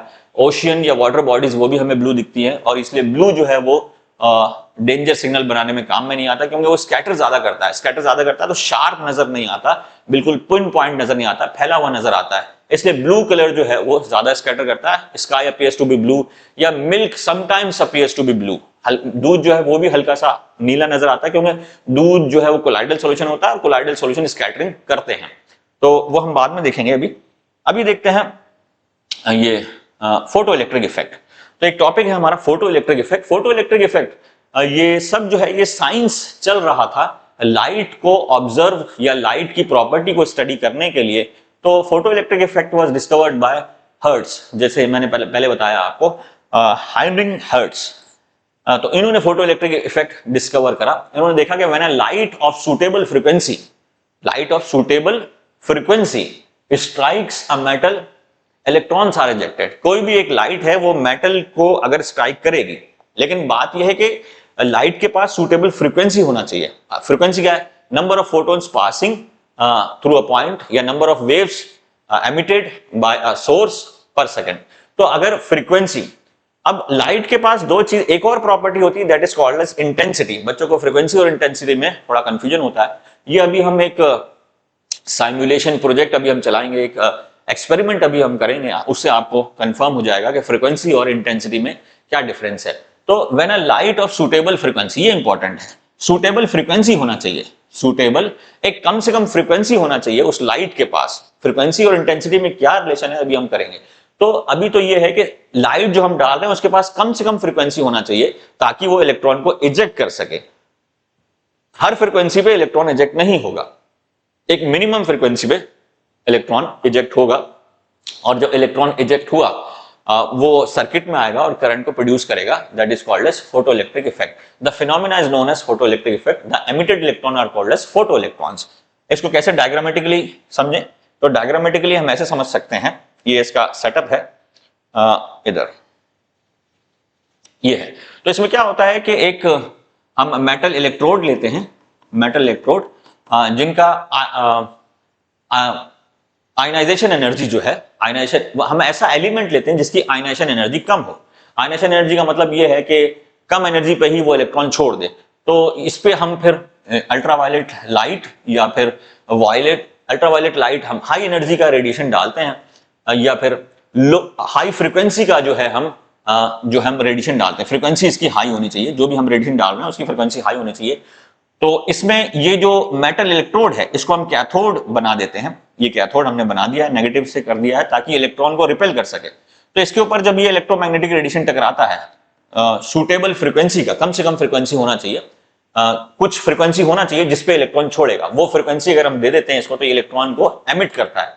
जब इलेक्ट्रॉन उधर जाता है, इधर एनोड की तरफ, और ये फिर सर्किट में आता है, तो गैल्वेनोमीटर के डिफ्लेक्शन से हमें पता लग जाता है करंट इसके अंदर चलने लगा है। तो ये पूरा सेटअप है इसके अंदर, वापस से देख लीजिए सेटअप कैसा है कि ये जो हमने एक एनोड ले लिया है, कैथोड ले लिया है। कैथोड को हम बनाएंगे एक मेटल का, cathode is composed of metal. तो ये जो है ये cathode, cathode is composed of metal, metal with low ionization energy, low ionization energy और लो आईपी, आयनाइजेशन पोटेंशियल। जैसे सीजियम है, पोटेशियम है, तो उसका बनता है ये कैथोड। इस कैथोड के ऊपर हम high energy radiation, high energy radiation डालते हैं। हाई एनर्जी रेडिएशन इसके ऊपर डालेंगे। हाई एनर्जी रेडिएशन डालते हैं तो इसमें से क्या होता है कि ये जो फोटोन, अब रेडिएशन जो है वो क्या है, यहाँ पर ये फोटोन है, लाइट हमने डाला है, फोटोन, हाई एनर्जी फोटोन डाल सकते हैं, हाई एनर्जी रेडिएशन और हाई एनर्जी फोटोन। तो फोटोन इसके ऊपर जब कोलाइड करता है इस मेटल इलेक्ट्रोड के ऊपर, तो उसमें से फिर ये इलेक्ट्रॉन निकाल देता है, इलेक्ट्रॉन एमिट कर देता है। और इलेक्ट्रॉन जब एमिट करेगा तो इलेक्ट्रॉन जो है वो एनोड की तरफ चलेगा। बिल्कुल वैसा ही है जैसे आपने कैथोड रे एक्सपेरिमेंट पढ़ा था। अब कैथोड रे के अंदर बस ये है कि हम उसके ऊपर लाइट नहीं डालते थे, हम उसका पोटेंशियल बढ़ाते थे। पोटेंशियल, एक पोटेंशियल पे वो खुद अपने आप कैथोड जो है इलेक्ट्रॉन एमिट करने लगता था। लेकिन यहां पर जो है हम एक पोटेंशियल डिफरेंस हमने क्रिएट कर दिया। अब हम पोटेंशियल नहीं बढ़ाएंगे इसमें, बल्कि जो लाइट की फ्रीक्वेंसी जो है उसको बढ़ाएंगे। लाइट की फ्रीक्वेंसी बढ़ाने पे ये कैथोड जो है वो इलेक्ट्रॉन एमिट करेगा, जो कि एनोड की तरफ चलेगा, और सर्किट जो है, सर्किट में इलेक्ट्रॉन आएगा तो उससे करंट प्रोड्यूस होगा। ये फोटोइलेक्ट्रिक इफेक्ट का सिंपल सा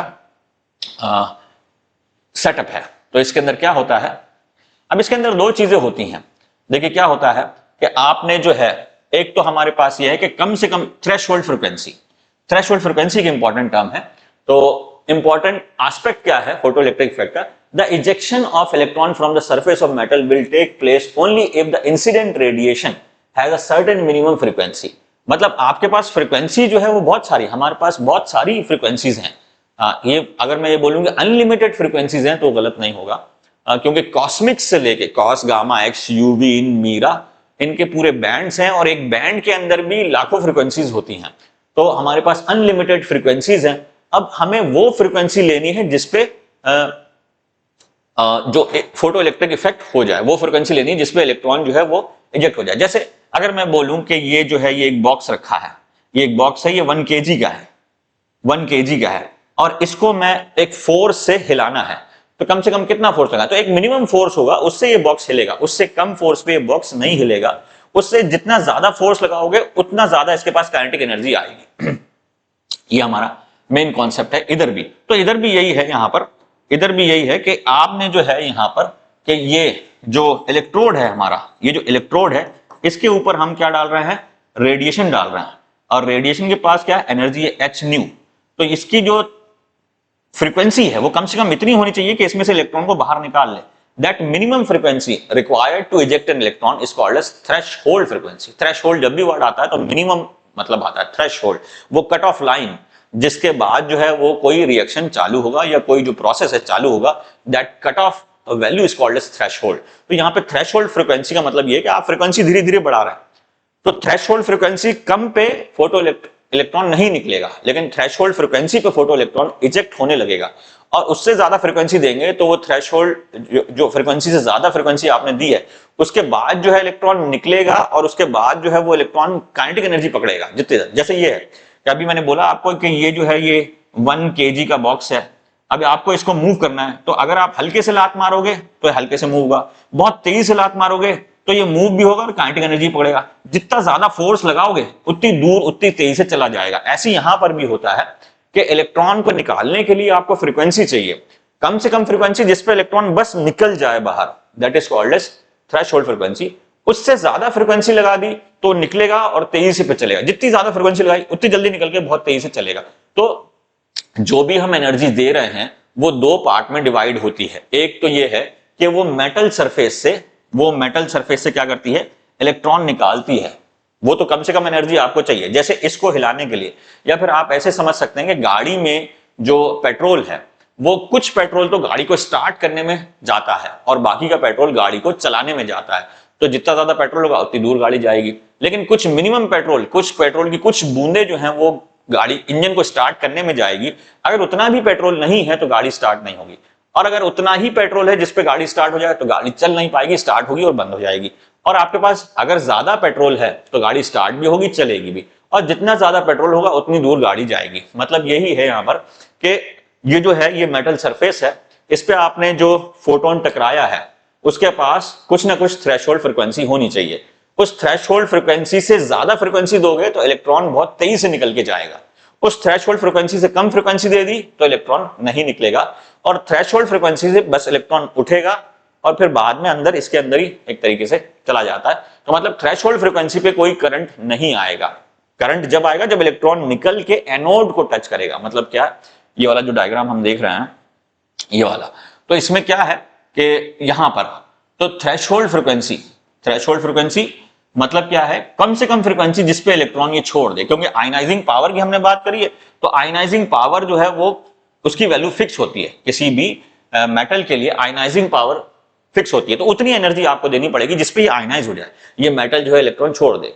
तो that energy is called as threshold energy, and minimum frequency that is required that is called as threshold frequency. तो उतनी फ्रीक्वेंसी देनी पड़ेगी जिसपे इलेक्ट्रॉन ये इजेक्ट कर दे। अब उससे ज्यादा फ्रीक्वेंसी दी है तो इलेक्ट्रॉन इजेक्ट भी होगा और बहुत तेजी से चलेगा, लेकिन अगर उससे कम फ्रीक्वेंसी दी है तो इलेक्ट्रॉन फिर इजेक्ट ही नहीं कर पाएगा। और अगर थ्रेशोल्ड फ्रीक्वेंसी ही दी है तो इलेक्ट्रॉन इजेक्ट तो होगा लेकिन फिर बाद में अंदर इसमें गिर जाएगा। तो मतलब इसके अंदर 3 क्वेश्चन बनते हैं कि करंट कब प्रोड्यूस होगा, when current will produce current. तो करंट एट थ्रेशोल्ड फ्रीक्वेंसी, अगर आपने थ्रेशोल्ड फ्रीक्वेंसी दी है, थ्रेशोल्ड फ्रीक्वेंसी, तो करंट प्रोड्यूस नहीं होगा, there will not be any current. अगर थ्रेशोल्ड फ्रीक्वेंसी से ज्यादा फ्रीक्वेंसी है, इफ फ्रीक्वेंसी थ्रेशोल्ड फ्रीक्वेंसी से ज्यादा फ्रीक्वेंसी है, थ्रेशोल्ड फ्रीक्वेंसी अगर फ्रीक्वेंसी जो है वो थ्रेशोल्ड फ्रीक्वेंसी से ज्यादा फ्रीक्वेंसी है, अप्लाइड फ्रीक्वेंसी जो है वो थ्रेशोल्ड फ्रीक्वेंसी से ज्यादा है, तो करंट प्रोड्यूस होगा, तो करंट आएगा। तो ध्यान रखें, एट थ्रेशोल्ड फ्रीक्वेंसी और below threshold frequency no current formation will take place, above threshold frequency current formation will take place.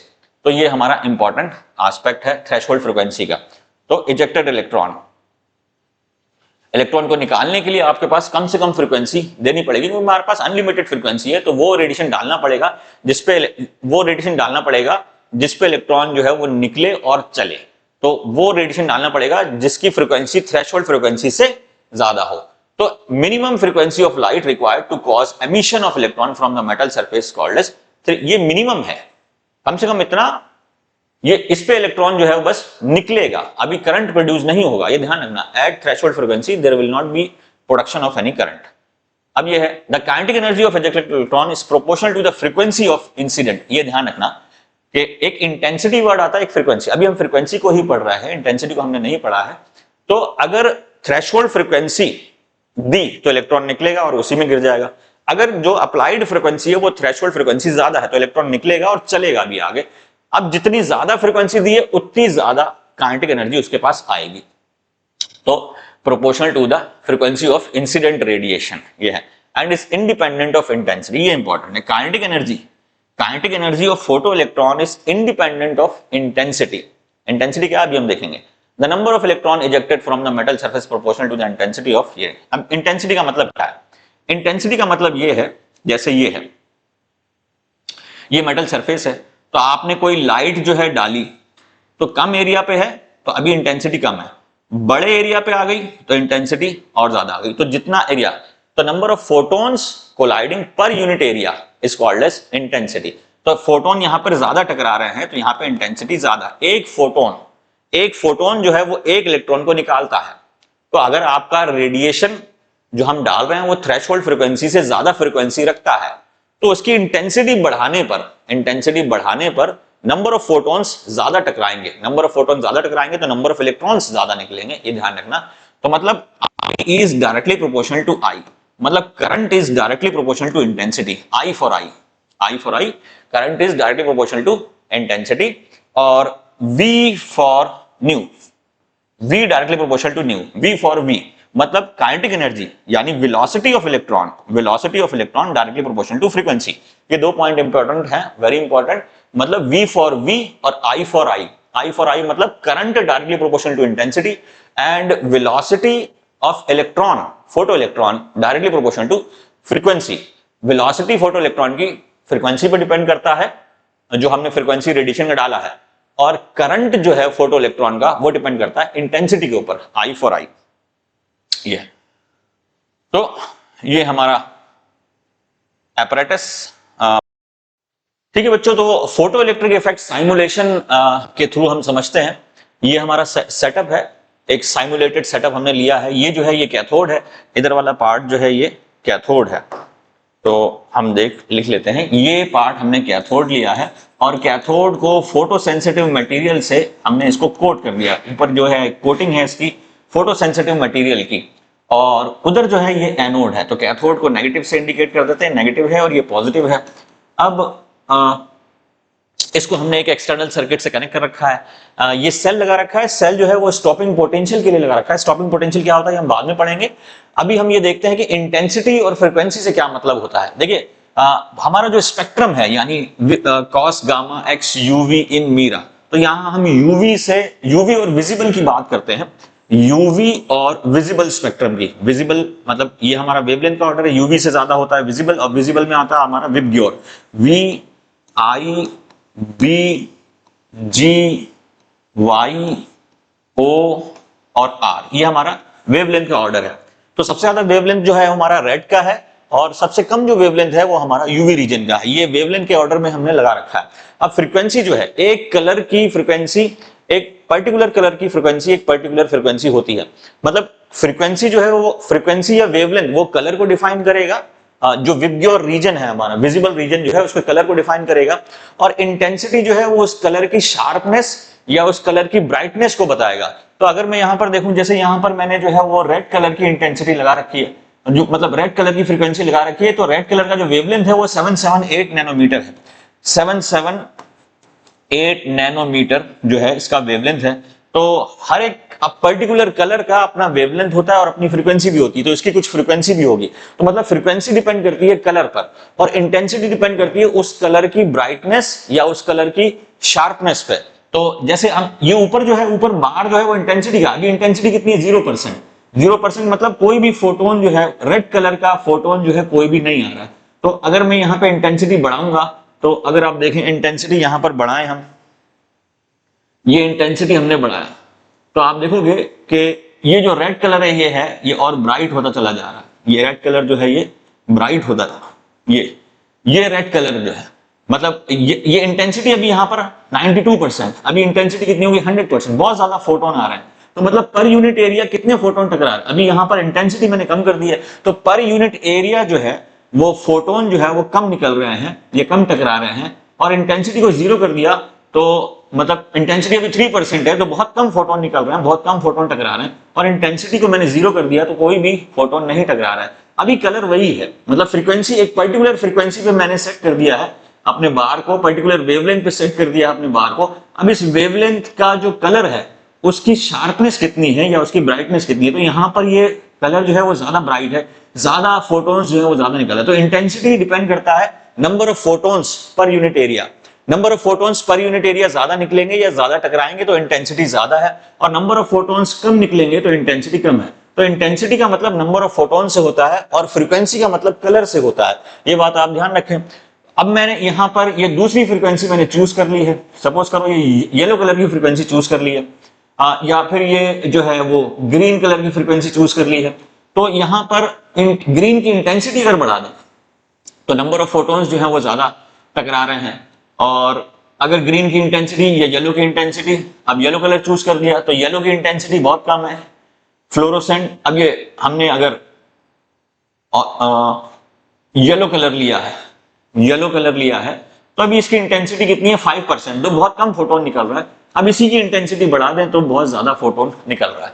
तो इंटेंसिटी और फ्रीक्वेंसी में फर्क आप ध्यान रखें। फ्रीक्वेंसी मतलब एक पर्टिकुलर कलर, और इंटेंसिटी मतलब उस कलर का ब्राइटनेस, उस कलर का शार्पनेस कि वो कितना शार्प है।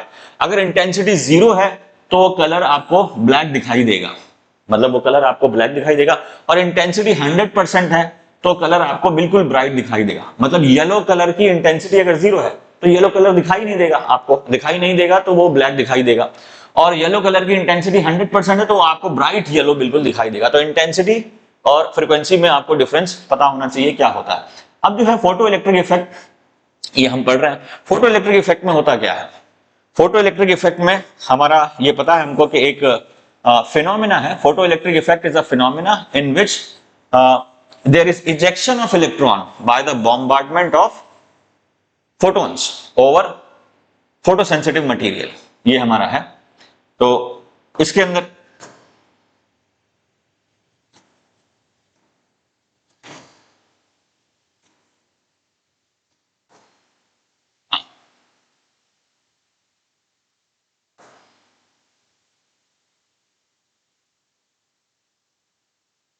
ये हमने बिल्कुल सेट कर दिया। अभी सब कुछ 0 पे है, इंटेंसिटी भी 0 है, और फ्रीक्वेंसी जो है हमने वो भी लगभग 0 मान लिया। वेवलेंथ इनफाइनाइट मान ली तो फ्रीक्वेंसी लगभग 0 हो जाएगी, हमने फ्रीक्वेंसी 0 मानी हुई है। अब इस टाइम पे क्या है, यहाँ फोटो इलेक्ट्रिक इफेक्ट के अंदर क्या होता है, हमें एक एनर्जी रेडिएशन डालना पड़ता है। तो ये जो है ये हमारा सोर्स ऑफ लाइट है, ये हमारा सोर्स ऑफ लाइट है। तो सोर्स ऑफ लाइट है, ये सोर्स ऑफ लाइट है, यहां से लाइट निकलेगा। अब ये सोर्स ऑफ लाइट, अब हमें पता है प्लैंक्स क्वांटम थ्योरी के हिसाब से E equals to H nu होता है। एच न्यू मतलब प्लैंक्स कांस्टेंट इनटू फ्रीक्वेंसी, ये एनर्जी ऑफ लाइट है, मतलब ये जो लाइट निकलेगी इसके अंदर कितनी एनर्जी है, तो वो E equals to H nu है। अब आपको ये जो एनर्जी है दो काम करेगी, एक तो जब ये कैथोड की सरफेस से, यानी कैथोड की सरफेस पे जो फोटो सेंसिटिव मटेरियल लगा हुआ है उस पे जब टकराएगी तो इस एनर्जी के दो काम करेगी, एक तो ये इसमें से इलेक्ट्रॉन निकालेगी और दूसरा इस इलेक्ट्रॉन को काइनेटिक एनर्जी प्रोवाइड करेगी। तो मतलब ये जो एनर्जी जो हम बॉम्बार्ड कर रहे हैं इस लाइट सोर्स के थ्रू इस कैथोड फोटो सेंसिटिव मटेरियल पर, वो दो काम करेगी। वो एक तो ये energy E is equals to, एक तो वर्क फंक्शन, वर्क फंक्शन मतलब ये जो है ये इसमें से इलेक्ट्रॉन निकालेगी, वो वर्क फंक्शन हो गया W प्लस, और ये मतलब ये लाइट यहां पे टकराएगी और ये लाइट के पास एनर्जी E है। अब ये एनर्जी दो काम करेगी, एक तो इसमें से इलेक्ट्रॉन निकालेगी, तो amount of energy required to eject an electron from photo sensitive material is called as work function, उसको वर्क फंक्शन। अब ये इस इलेक्ट्रॉन को काइनेटिक एनर्जी भी प्रोवाइड कराएगी, तो वो हमारा kinetic energy of photo electron आ जाएगा, kinetic energy of photo electron. तो ये जो एनर्जी निकल रही है सोर्स से, ये दो काम कर रही है, एक तो वर्क फंक्शन दे रही है, मतलब उसका एनर्जी का कुछ पार्ट जो है वो इलेक्ट्रॉन को निकालने में जा रहा है, इलेक्ट्रॉन को निकालने के काम में आ रहा है, दूसरा पार्ट जो है वो इलेक्ट्रॉन को काइनेटिक एनर्जी प्रोवाइड कर रहा है। तो ये दो पार्ट। अब वर्क, अब ये हमें ई हमें पता है, ई हमारा होता है E is equals to H nu, E होता है एच न्यू, और ये जो वर्क फंक्शन है ये एच न्यू नॉट होता है। अब न्यू नॉट क्या है? न्यू नॉट ये थ्रेशोल्ड फ्रीक्वेंसी है, ये थ्रेशोल्ड फ्रीक्वेंसी मतलब वो कम से कम फ्रीक्वेंसी। अब आपको पता है किसी भी काम को करने के लिए कम से कम एनर्जी चाहिए होती है, वो थ्रेशोल्ड एनर्जी कहलाती है। तो वो कम से कम एनर्जी जिस पे इलेक्ट्रॉन बाहर निकल जाए वो थ्रेशोल्ड एनर्जी है। और थ्रेशोल्ड एनर्जी से कम एनर्जी इस लाइट सोर्स के पास है तो वो इलेक्ट्रॉन को नहीं निकाल पाएगा। तो मतलब ये जो एनर्जी, ये जो लैंप का, ये लाइट का जो सोर्स है, इसमें जो लाइट निकल रही है उसके पास इतनी एनर्जी होनी चाहिए कि इसमें से इलेक्ट्रॉन निकाल सके। तो वो मिनिमम अमाउंट ऑफ एनर्जी जिस पे इलेक्ट्रॉन निकलेगा वो वर्क फंक्शन कहलाएगा, और वो मिनिमम फ्रीक्वेंसी जिस पे इलेक्ट्रॉन निकलेगा वो थ्रेशोल्ड फ्रीक्वेंसी कहलाएगा। तो इसको बोलते हैं threshold frequency. Threshold frequency, threshold frequency ये क्या है अभी समझते हैं इसको, थ्रेशोल्ड फ्रीक्वेंसी। और बाकी अगर इसकी एनर्जी थ्रेशोल्ड फ्रीक्वेंसी के बराबर ही है तो इलेक्ट्रॉन निकलेगा, लेकिन काइनेटिक एनर्जी उसकी जीरो है तो इलेक्ट्रॉन वापस इसमें घूम के गिर जाएगा। तो अगर ये एनर्जी थ्रेशोल्ड एनर्जी के बराबर ही है तो काइनेटिक एनर्जी कितनी हो जाएगी? Kinetic energy will be zero.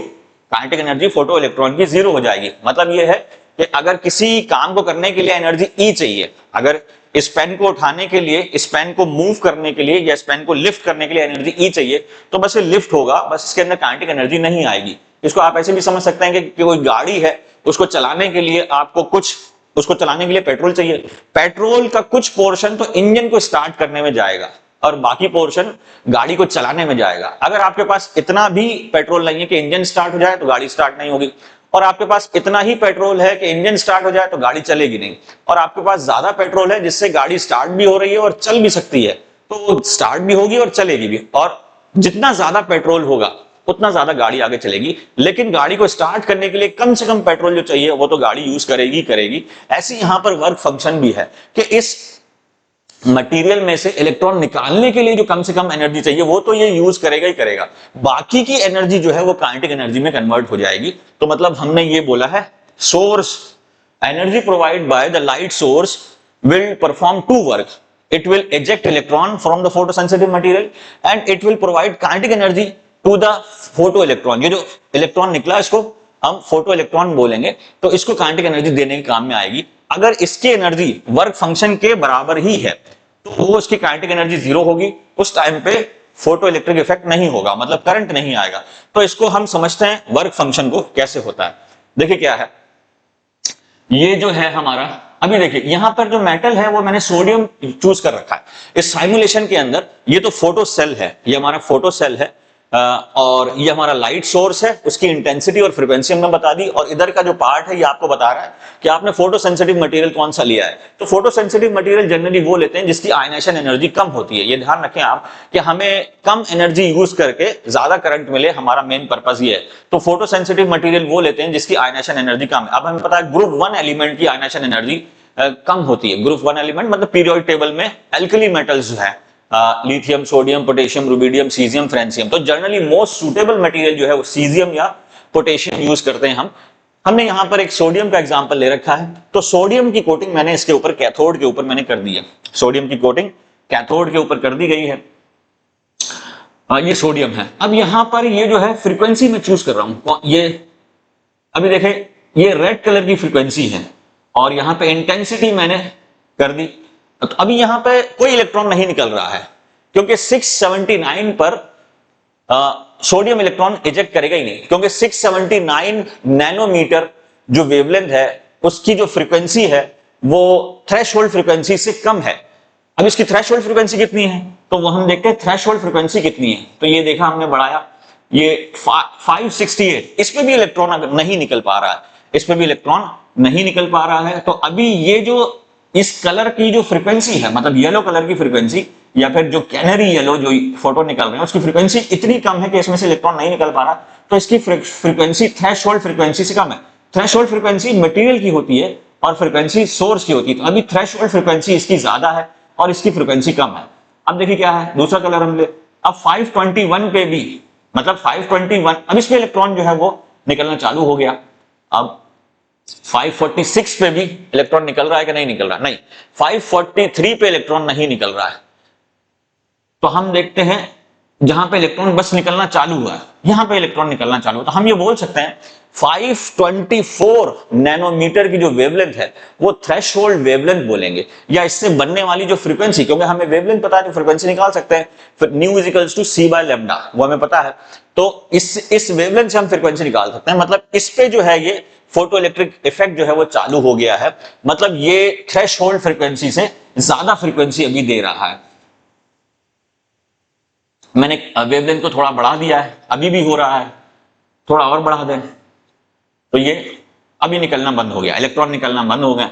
तो मतलब ये है कि इसकी थ्रेशोल्ड जो फ्रीक्वेंसी है वो लगभग 530 नैनोमीटर, या थ्रेशोल्ड जो वेवलेंथ है वो 520-530 नैनोमीटर के आसपास आएगी। अब देखिए आप, इंटेंसिटी को मैं बढ़ा रहा हूं, इंटेंसिटी वो फ्रीक्वेंसी सेट करके मैंने इंटेंसिटी को बढ़ा दिया, तो इलेक्ट्रॉन्स जो हैं वो ज्यादा निकल रहे हैं, मतलब एक तरीके से इलेक्ट्रॉन जो है वो ज्यादा निकल रहे हैं, क्योंकि एक फोटोन टकराता है तो एक इलेक्ट्रॉन निकालता है, ज्यादा फोटोन टकरा रहे हैं। अभी इंटेंसिटी मैंने बढ़ा दी है, अभी इंटेंसिटी कम कर दी, तो अब फोटोन जो है वो कम निकल रहे हैं, फोटोन जो है सोर्स से कम निकल रहा है और इलेक्ट्रॉन भी कम ही निकल रहा है। अब एक दो इलेक्ट्रॉन निकल रहा है क्योंकि फोटोन कम टकरा रहा है।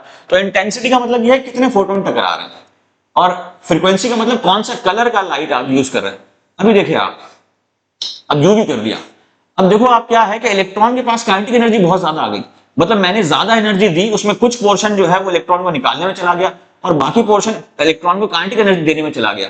तो ये कॉन्सेप्ट क्लियर होना चाहिए कि थ्रेशोल्ड एनर्जी या थ्रेशोल्ड फ्रीक्वेंसी वो फ्रीक्वेंसी है जिस पे इलेक्ट्रॉन बस बाहर निकलेगा, और बाकी फ्रीक्वेंसी का पार्ट जो है, इस सोर्स की फ्रीक्वेंसी का पार्ट या इस सोर्स की एनर्जी का पार्ट, इसको काइनेटिक एनर्जी देने में जाएगा। अब और अगर मैं कर दूं यूवी रीजन, अब देखिए कितना 188 नैनोमीटर पे मैं ले आया हूं अपनी लाइट को, अपनी वेवलेंथ को, तो देखिए इलेक्ट्रॉन कितनी तेजी से निकल रहा है।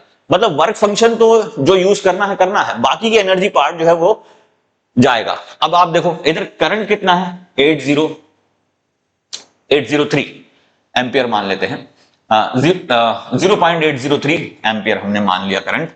अब आप देखो यहां पर कि करंट जो है वो इंटेंसिटी पे डिपेंड करेगा, इंटेंसिटी बढ़ा दी तो करंट बढ़ गया, करंट जो है वो इंटेंसिटी पे डिपेंड, क्योंकि करंट डिपेंड करता है नंबर ऑफ इलेक्ट्रॉन पर, इलेक्ट्रॉन ज्यादा निकल के जाएंगे तो ज्यादा करंट आएगा। फ्रीक्वेंसी मैंने वही रखी है, फ्रीक्वेंसी 188 ही रखी है, इंटेंसिटी को बढ़ा दिया तो करंट कितना आया 1.583। अभी इंटेंसिटी को कम कर दिया तो करंट कितना हो गया 0. फ्रीक्वेंसी वही रखी है, यानी करंट किस पे डिपेंड कर रहा है, फ्रीक्वेंसी पे डिपेंड नहीं कर रहा है, करंट डिपेंड कर रहा है इंटेंसिटी पे, करंट डिपेंड कर रहा है इंटेंसिटी पे। तो करंट 0.488। अब मैंने फिर अपना वेवलेंथ को जो है 408 पे ले आया, अभी करंट कितना है 0.036 एम्पियर। इंटेंसिटी को बढ़ा देता हूं, इंटेंसिटी को बढ़ा दिया तो कितना आ गया 0.115, ये इंटेंसिटी को बढ़ा दिया। मतलब करंट जो है वो इंटेंसिटी पे डिपेंड कर रहा है, और काइनेटिक एनर्जी जो है वो काइनेटिक एनर्जी फ्रीक्वेंसी पे डिपेंड कर। अभी देखिए इंटेंसिटी वही रखा और ये फ्रीक्वेंसी जो है मैंने बढ़ा दी है, वेवलेंथ को कम करा तो काइनेटिक एनर्जी बढ़ गई, काइनेटिक एनर्जी बढ़ गई, ये है। तो यहां पर आप देखिए, यहां पर ग्राफ है, हमने पहले एक ग्राफ को देखते हैं, ये है। तो अभी देखो ये ग्राफ जो है, अभी मैं फ्रीक्वेंसी को चेंज कर रहा हूं, फ्रीक्वेंसी को चेंज करा, फ्रीक्वेंसी को चेंज करा है, तो ये ग्राफ हमारा काइनेटिक एनर्जी और फ्रीक्वेंसी के बीच में है, इलेक्ट्रॉन की काइनेटिक एनर्जी और फ्रीक्वेंसी के बीच में है। अगर फ्रीक्वेंसी मेरी बढ़ेगी तो इलेक्ट्रॉन की काइनेटिक एनर्जी भी बढ़ेगी, इलेक्ट्रॉन एनर्जी। अब यहां पर देखिए, यहां पर फ्रीक्वेंसी,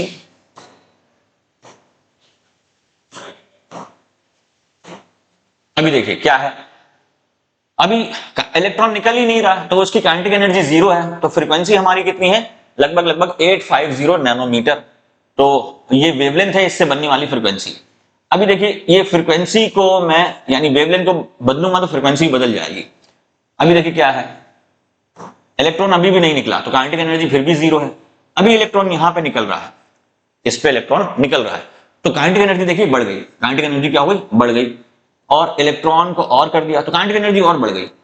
अभी फ्रीक्वेंसी को और कम कर दिया तो काइनेटिक एनर्जी और बढ़ी। मतलब फ्रीक्वेंसी से काइनेटिक एनर्जी बदल रहा है, फ्रीक्वेंसी से काइनेटिक एनर्जी बदल रहा है, फ्रीक्वेंसी से काइनेटिक एनर्जी बदल रहा है। यहाँ पे काइनेटिक एनर्जी 0 और फ्रीक्वेंसी आप कम कर, फ्रीक्वेंसी आप बढ़ा देंगे, वेवलेंथ को कम कर देंगे तो काइनेटिक एनर्जी बढ़ जाएगा। अब देखिए करंट के बारे में देखें, करंट, करंट इंटेंसिटी पे डिपेंड करता है। मैंने इंटेंसिटी को चेंज करा तो करंट मेरा चेंज हो गया, इंटेंसिटी को कम करा है तो करंट कम आ गया, इंटेंसिटी को बढ़ाया है तो करंट जो है वो बढ़ गया। ऊपर वाला ग्राफ करंट का है, नीचे का ग्राफ फ्रीक्वेंसी का है। तो वो हमें ध्यान रखना है, I for I intensity current को डिसाइड करती है, या current I for I current जो है इंटेंसिटी पर डिपेंड करता है, और वी फॉर वी फ्रीक्वेंसी जो है वो काइनेटिक एनर्जी को डिसाइड करती है इलेक्ट्रॉन की, या काइनेटिक एनर्जी इलेक्ट्रॉन की फ्रीक्वेंसी पे डिसाइड करती है। ये हमने करा। अब इसका जो इक्वेशन है वो हम देखते हैं, h nu is equals to H nu not plus kinetic energy, ये हमारा मेन इक्वेशन है। ये ई जो है ये लाइट सोर्स की एनर्जी है, ये डब्ल्यू जो है ये वर्क फंक्शन, वो एनर्जी जो हमें इलेक्ट्रॉन निकालने में यूज हुआ, और ये के ई जो है ये kinetic energy of photo electron. ये मेन इक्वेशन है हमारी, इसको आपको ध्यान रखना है। अब इस पे कई सारे क्वेश्चन भी बनते हैं, वो अभी हम करते हैं। ओके,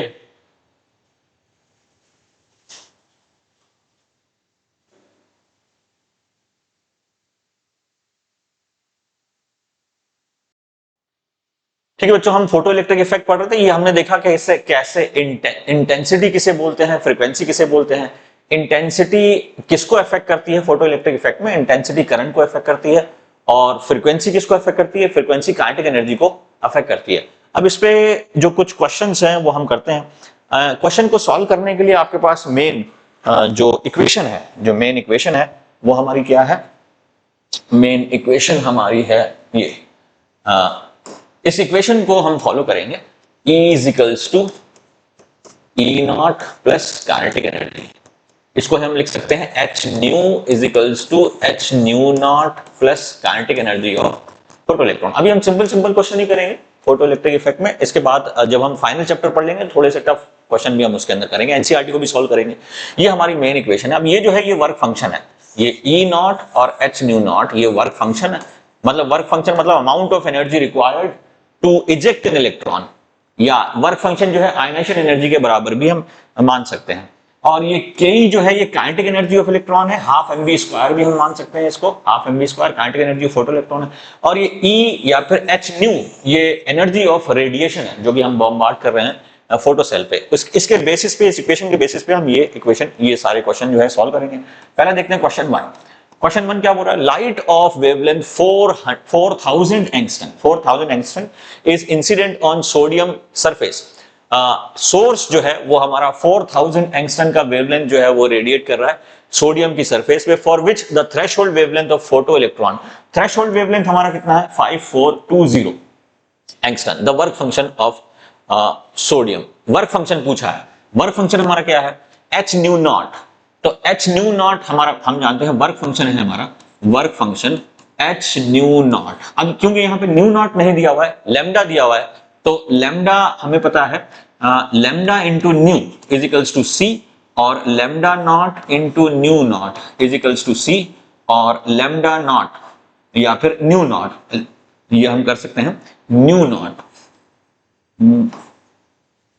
ये आ जाएगा nu not is equals to c by lambda not. इसकी वैल्यू हम रख देंगे सी बाय लेमडा नॉट, ये हम रख देंगे। तो हमारा वर्क फंक्शन आ जाएगा यहाँ पर, work function is equals to h. अब एच की जो वैल्यू है यानी प्लैंक्स कांस्टेंट, ये 6.63 इंटू 10⁻34 जूल सेकेंड। तो एच जो है ये प्लैंक्स कांस्टेंट है।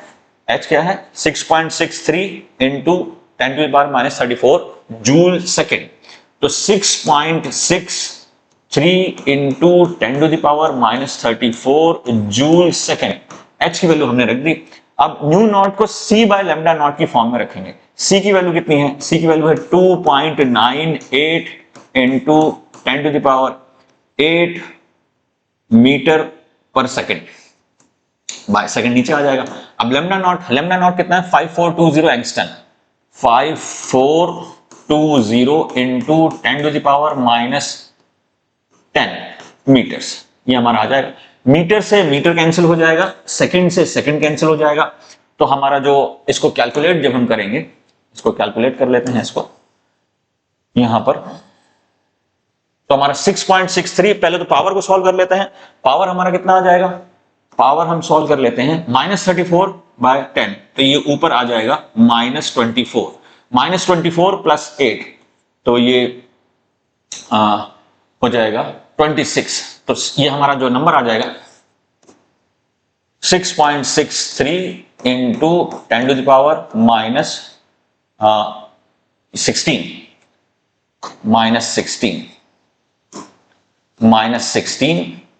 Into 2.98 by 5420।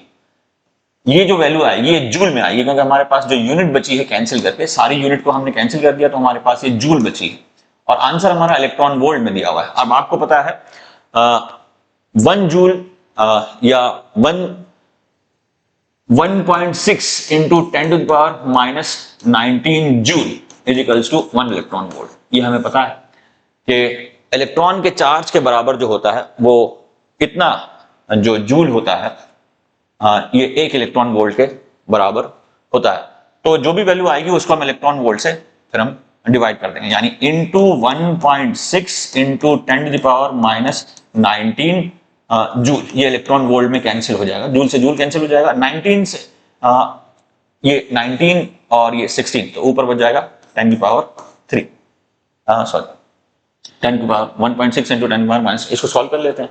सॉल्व करने पे आएगा ये 6.63 into 2.98 equal to divided by 5420 is equals to divided by 1.6 equal to 2.27 electron volt. तो 2.27 इलेक्ट्रॉन वोल्ट, तो अप्रोक्सीमेटली आंसर हो जाएगा 2.29। इसको जब हम सॉल्व करेंगे वापस से देख लीजिए हमारा इक्वेशन क्या है, वर्क फंक्शन है, work function h nu not. अब क्योंकि लैम्डा नॉट दिया हुआ है तो हम उसको कन्वर्ट कर लेंगे hc बाय लैम्डा नॉट। ये वैल्यू आप रख देंगे और इस वैल्यू को क्योंकि ये जो वैल्यू है ये आपका जूल में आएगी और आंसर जो है वो इलेक्ट्रॉन वोल्ट में दिया हुआ है, तो जूल को इलेक्ट्रॉन वोल्ट में कन्वर्ट करने के लिए फिर जूल को हम 1.6 इंटू 10 की पावर माइनस 19 से डिवाइड कर देंगे, तो वो इलेक्ट्रॉन वोल्ट में हमारा आंसर आ जाएगा। नेक्स्ट क्वेश्चन देखते हैं। If work function of a certain metal is 3.2 into 10 to the power minus 19 joule, work function दिया हुआ है, वर्क फंक्शन वही है हमारा, work function is equals to h nu naught या फिर hc बाय लैम्डा नॉट। ये हमारा वर्क फंक्शन विथ लाइट और फ्रीक्वेंसी, फ्रीक्वेंसी कितनी है 8 into 10 to the power 14 hertz, the maximum kinetic energy of the photo electron. Kinetic energy बतानी है, वही हमारा इक्वेशन है h nu is equals to h nu not plus kinetic energy of electron, kinetic energy of electron ये हम रख देंगे।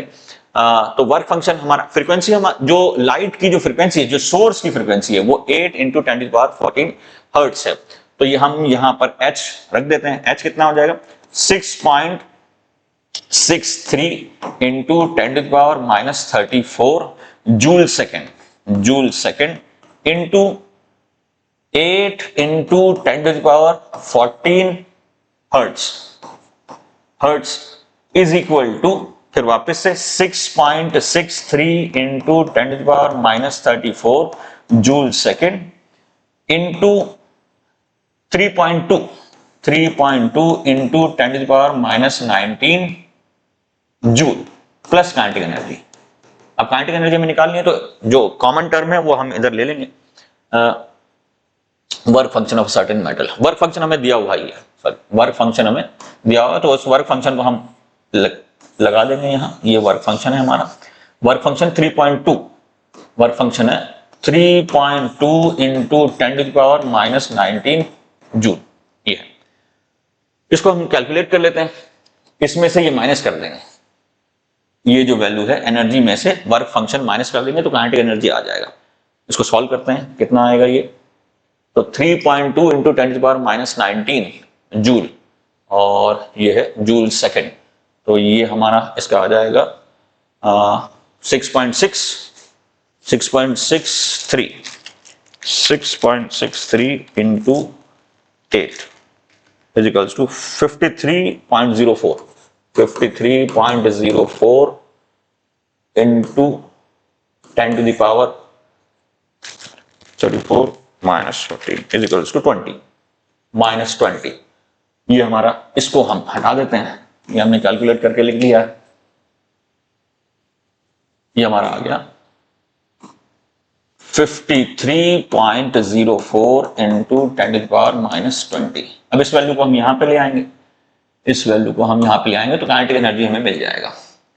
तो ये आ जाएगा 53.04 into 10⁻⁻20 joule minus 3.2 into 10⁻⁻19 joule. अब यहाँ पे -90 है, -20 है, तो माइनस और प्लस में पावर सेम होनी चाहिए, तो मैं इसको लिख सकता हूं 32 इंटू 10⁻⁻20 लिख देते हैं, -20 जब डेसिमल जो है वो राइट साइड खिसकता है तो पावर माइनस में बढ़ जाती है, तो 53 माइनस 32 ये आ जाएगा हमारा 21, यानी कि 21 इंटू 10⁻⁻20 जूल। तो हमारा आंसर आ जाएगा 2.1 इंटू 10⁻⁻19 जूल। 2.1 इंटू 10⁻⁻19 जूल, ये पावर में चली जाएगी, ये आंसर है। सिंपल सा क्वेश्चन है। The maximum wavelength, third question है, the maximum wavelength of radiation that can produce photoelectric effect in a certain metal is. अब ये मैक्सिमम वेवलेंथ दिखा रहा है, यानी थ्रेशोल्ड फ्रीक्वेंसी मिनिमम आता है और थ्रेशोल्ड वेवलेंथ में मैक्सिमम आता है, क्योंकि फ्रीक्वेंसी जब मिनिमम होगी तो वेवलेंथ मैक्सिमम हो जाएगी। फ्रीक्वेंसी और वेवलेंथ दोनों अपोजिट चलते हैं, तो मैक्सिमम वेवलेंथ ऑफ रेडिएशन, मतलब ये जो वेवलेंथ है ये थ्रेशोल्ड वेवलेंथ की बात कर रहे हैं। The maximum kinetic energy acquired by electron due to radiation wavelength 100 nanometre will B.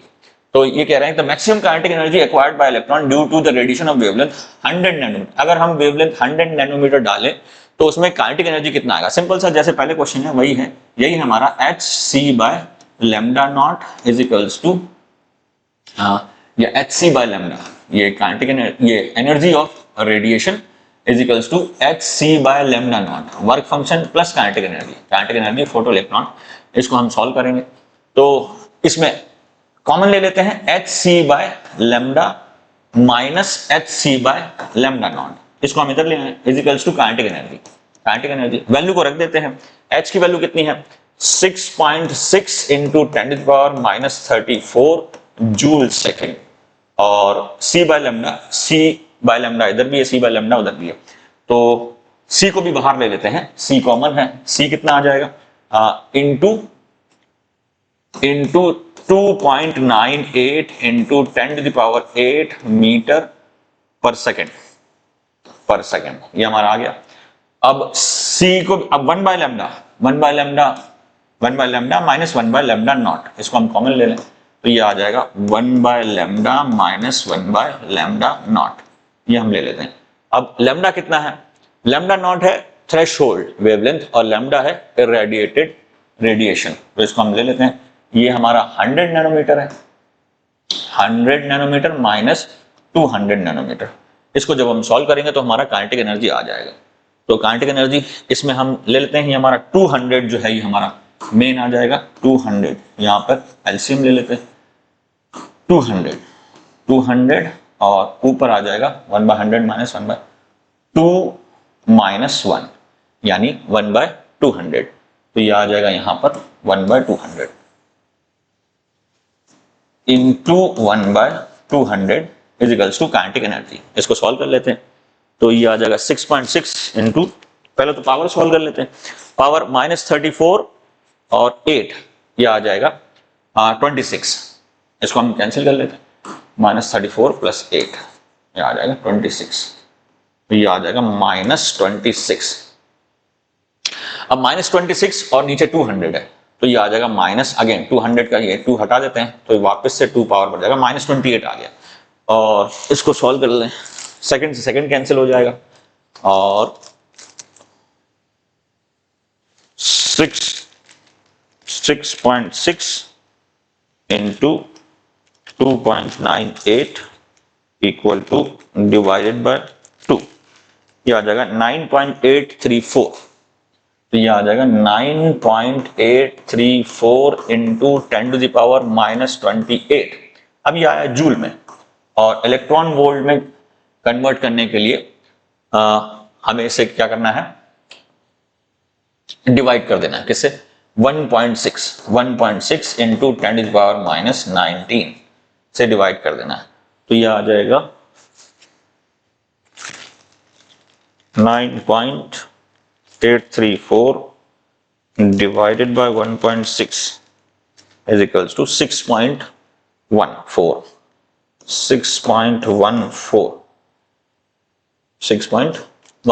यानी कि 6.10⁸ मीटर पर सेकंड, ठीक है। 6.14 यानी 6.2 इलेक्ट्रॉन वोल्ट के बराबर है।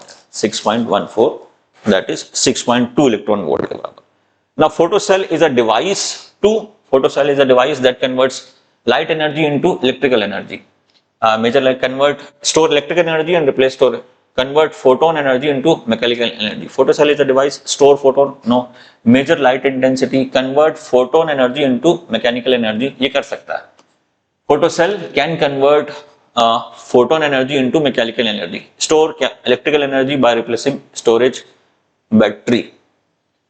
फोटोसेल स्टोर नहीं करता, photocell can convert photon energy into mechanical energy. पहले इलेक्ट्रिकल एनर्जी में कन्वर्ट करेगा, फिर मैकेनिकल एनर्जी में कन्वर्ट कर सकता है, ठीक है।